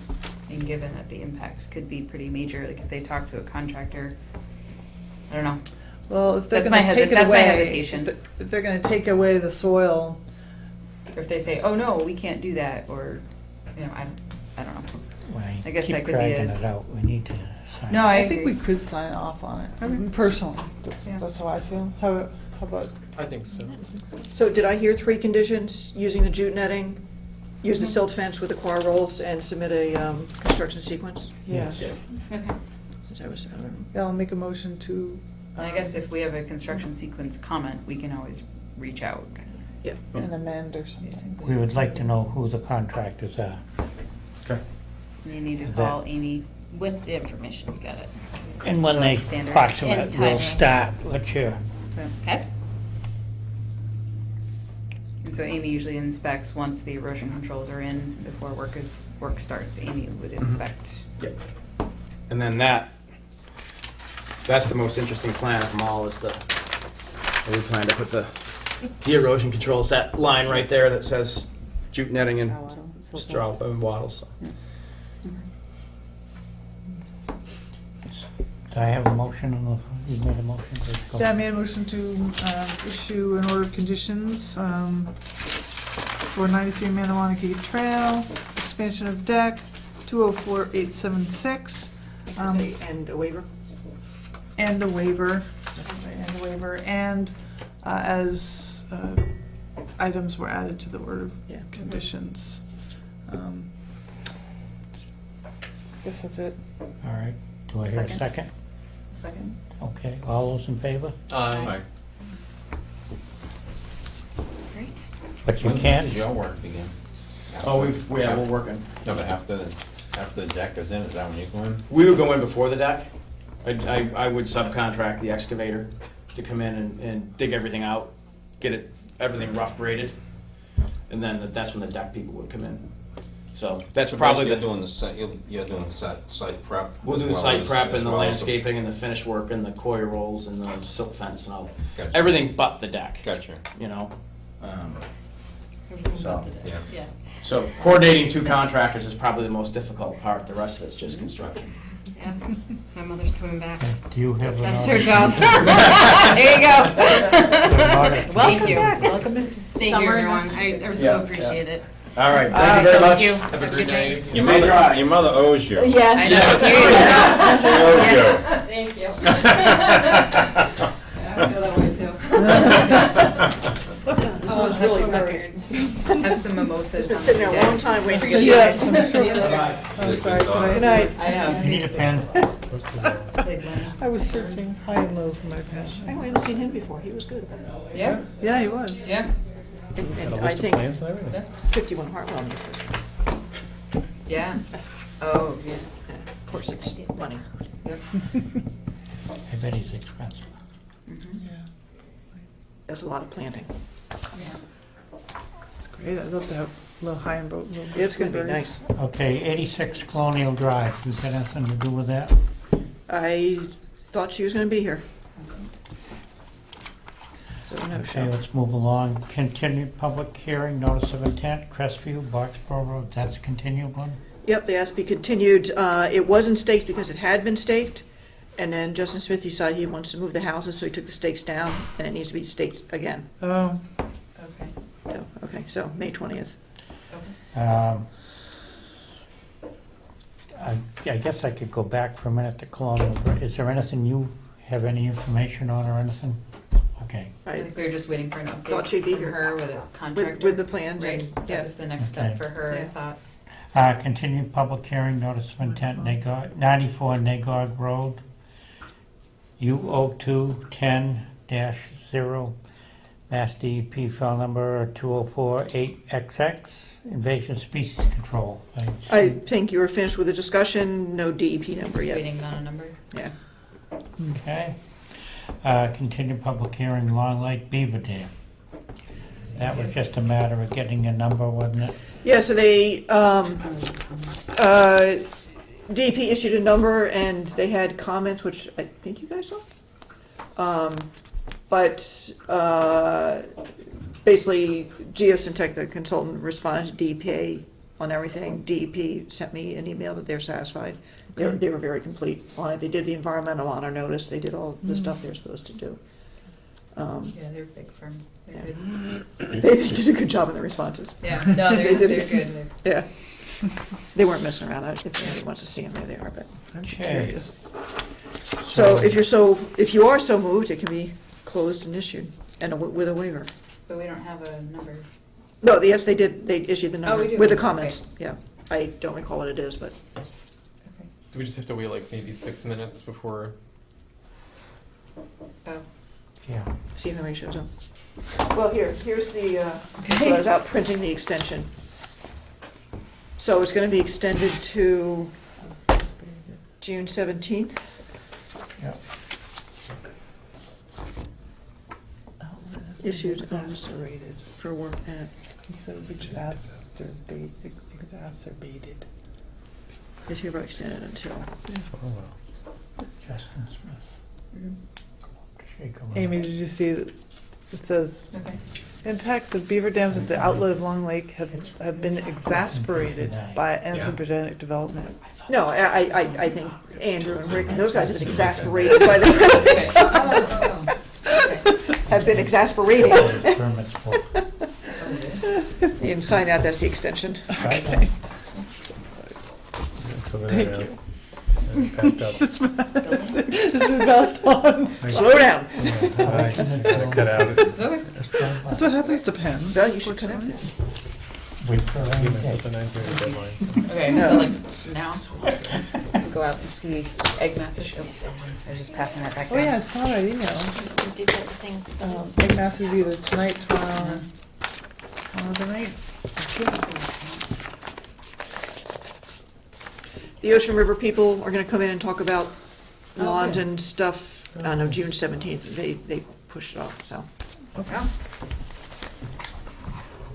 I was kind of curious reading through the information with the amount of rain we were getting from the point you started seeing the total dates. If we added them all up, it would get pretty devastating. You take just the date, it had say so many inches for October, November, September. Start adding those all up, and there'd be significant amount of rain there. Yep.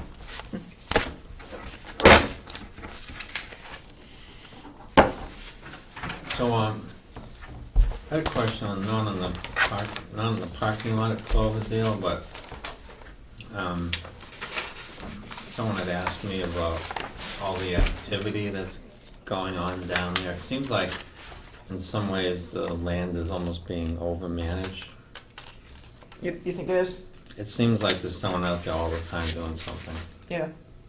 like driving a tractor, Well, they've mowing been, it. I guess I'm trying to figure It's out. glossy buckthorn, which there's like sprouts all over. Like if you walk, there's between the road and the wetland, there's basically stumps from glossy buckthorn all over the place. So is that? Which I've seen, which you need to mow to keep up with it. So is that what's the long-term goal? Mow it until other things come in and compete. It's a very obvious place and Yeah. draws a lot of attention. Yeah. And people see the piles of wood. That was supposed to have been Mowing. cleaned up. That was one they of the... did some, Wet. they did some more burning. They did, yeah. I saw I they think they tarped might the have, piles yeah. because it had been and too wet. I think they burnt those. They have to build a ramp down at the berm so they can get the supplies across to the other side of the boardwalk. I know there's a tree fell, which they gotta clean up on the trails on the far side, apparently. How's that boardwalk going? Nowhere right now. Waiting for the water to recede at least a little bit. So can we, no, we can't vote yet. 9:30. Will Cloverdale get a kiosk if there's a Boy Scout? Is that how it works? Of course. Yeah, but do you have to wait for Boy Scouts to arrive? Well, you don't, Or so, unless you know one. No. we should I'm just get eagle curious. boxes. Eagle boxes. That was my April Fool's joke for some folks. Okay, we're gonna do some eagle boxes. Eagle boxes. Well, I Yeah. did say maybe you should Like put some bluebird. bluebird boxes out there. Said, yeah, well, you know, there's kestrel boxes out there, so you don't want to put bluebird boxes out there. Bird feeder. Feed the kestrels. I did see a kestrel the other day. They're so I pretty. told someone Yeah, and they yeah. said I was crazy. I was like, oh, so there you go. They're around. Yeah. Yeah. There's boxes for They're them right cute here, little guy. right down the street. Where'd you see it? Just flew over the neighborhood. I have to show you an image. Our neighbor had a Cooper hawk, just dead on his lawn, like a, Oh, man. by a Oh, my hawk. gosh. Thanks. Sorry. I would have raced you to him, but I would have like bowled you over to get to him. So. Sorry about that. Okay. We clear? We're clear. All right. By Julie's watch, right? Somebody made a motion Who's- No, I thought who's she the was best? My watch says 9:33. There you go. My to, and you got a special watch. 9:31. I have 9:29. I have 9:31 and How is there such 9:33. discrepancy in time? Okay. Somebody Just like want to a make nun. Somehow I a, still managed to be late to start. make a motion to go ahead with the installation of Beaver Deceiver? An order, condition, and a waiver. I have to recuse myself from this. 'Cause I am Oh, on the the Lakes lakes. Neighborhood Association. So I'll make a motion that we close the public hearing and issue an order of conditions for the Long Lake Beaver Dam Control Project, DEP file number 204-88. I don't know. 88 We have something. it. Oh, actually, I probably have it. Do I hear a second? Second. All those in favor? Aye. Is it in? 885.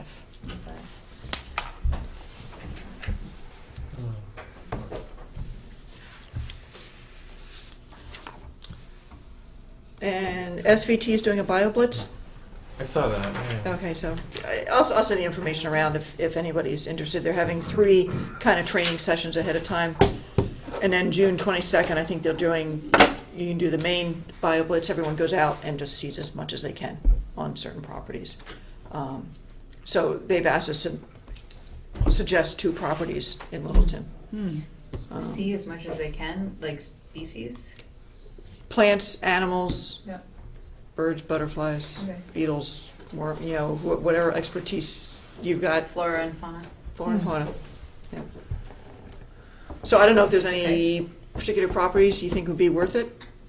Oh, I was Probably thinking not. Oak Hill because it's a little unusual with Tophet, but it's not that diverse otherwise. Mhm. And And it it has has a big had a lot of- book on it. It has a Yeah, it has a lot of attention paid for it, so I was Yes, thinking either Dublin. Newtown and Smith, or in Williams, because that's sort of a Yeah. new area, and they got Dofel Pond in there. Smith is gonna be separate. They're doing that anyway, because it's SVT controlled now. Is it? I mean, And Williams Long was Lake, just because Long thinned Lake is out. pretty diverse too. Yeah. I like that. I like Long Lake. I was thinking Williams because it's new, but they just did like the tree thinning, and I would think the habitats aren't quite restored yet. So Yeah, but then I'm not again, if you sure. do a BioBlitz now and a BioBlitz in Mm. 5 years, you're gonna have some See what the information. difference And is. what was the other? Oh, Hartwell could be another possibility too. Yeah. There's vernal pools and wet Yep. meadows and stuff Mm. out there. So I was gonna check with the LCT people and see if they had. How about the Deer tick. New England Dog Forestry? tick. Oh my gosh, Hurdles. Oh, yes. Yeah, the ticks are out like crazy. Well, I figure Oh. Crowley is not really ours, Oh, so they can do their own BioBlitz. but you've got the Morgan property. Yes, yeah, That's not, that would be another one. yeah. So when is that?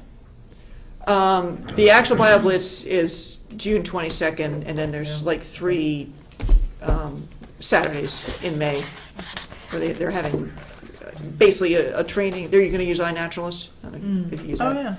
yeah. On one on birds, May 4th, Yeah. birds. and Okay. pollinators, and then herbs. May 18th, Do you have something for Plants us and to pollinators. sign in Oh, okay. for, June 1st, aquatics, invertebrates. Thank you. Ah. He's he's got to keep on top of it. Somebody's stolen Matt's pen. It ended up down there No, somewhere. no, no, I just He put it that's away. my Oh, end. you hit it. Oh, sorry. So it is Accused. specific things they're looking for, it's not everything. It is everything. They're basically training you on things, Oh. but that basically gets you everything. I think they wanted you to attend one of the other ones, right? Prior to going to the big one. Isn't that right? Yeah. This is on our neighbor's property. So I might Neighbor's- try to go to a couple of them. I can't make the BioBlitz, of course. But was that a red tail? It's a Cooper's. Did they call and get it? Because I think Yeah, I'm gonna go. Mass Wildlife likes to know what's wrong with them. Really? They do like a post-mortem to everybody. see if it. Have a good night. Okay, night, Matt. Good To night. see if it was like rodenticide. Oh, That's a big issue. huh. And what is that a version of? Bird flu? The Rodenticide? rodent, no, so the mice, Poison? the mice eat the poison and they stagger around and then the hawks eat them and then the hawks die. Because it's an anticoagulant. Our cat died because They of that. poison. Well, what do you folks, can we shut this off? Motion to adjourn? Second? All those in favor? Aye.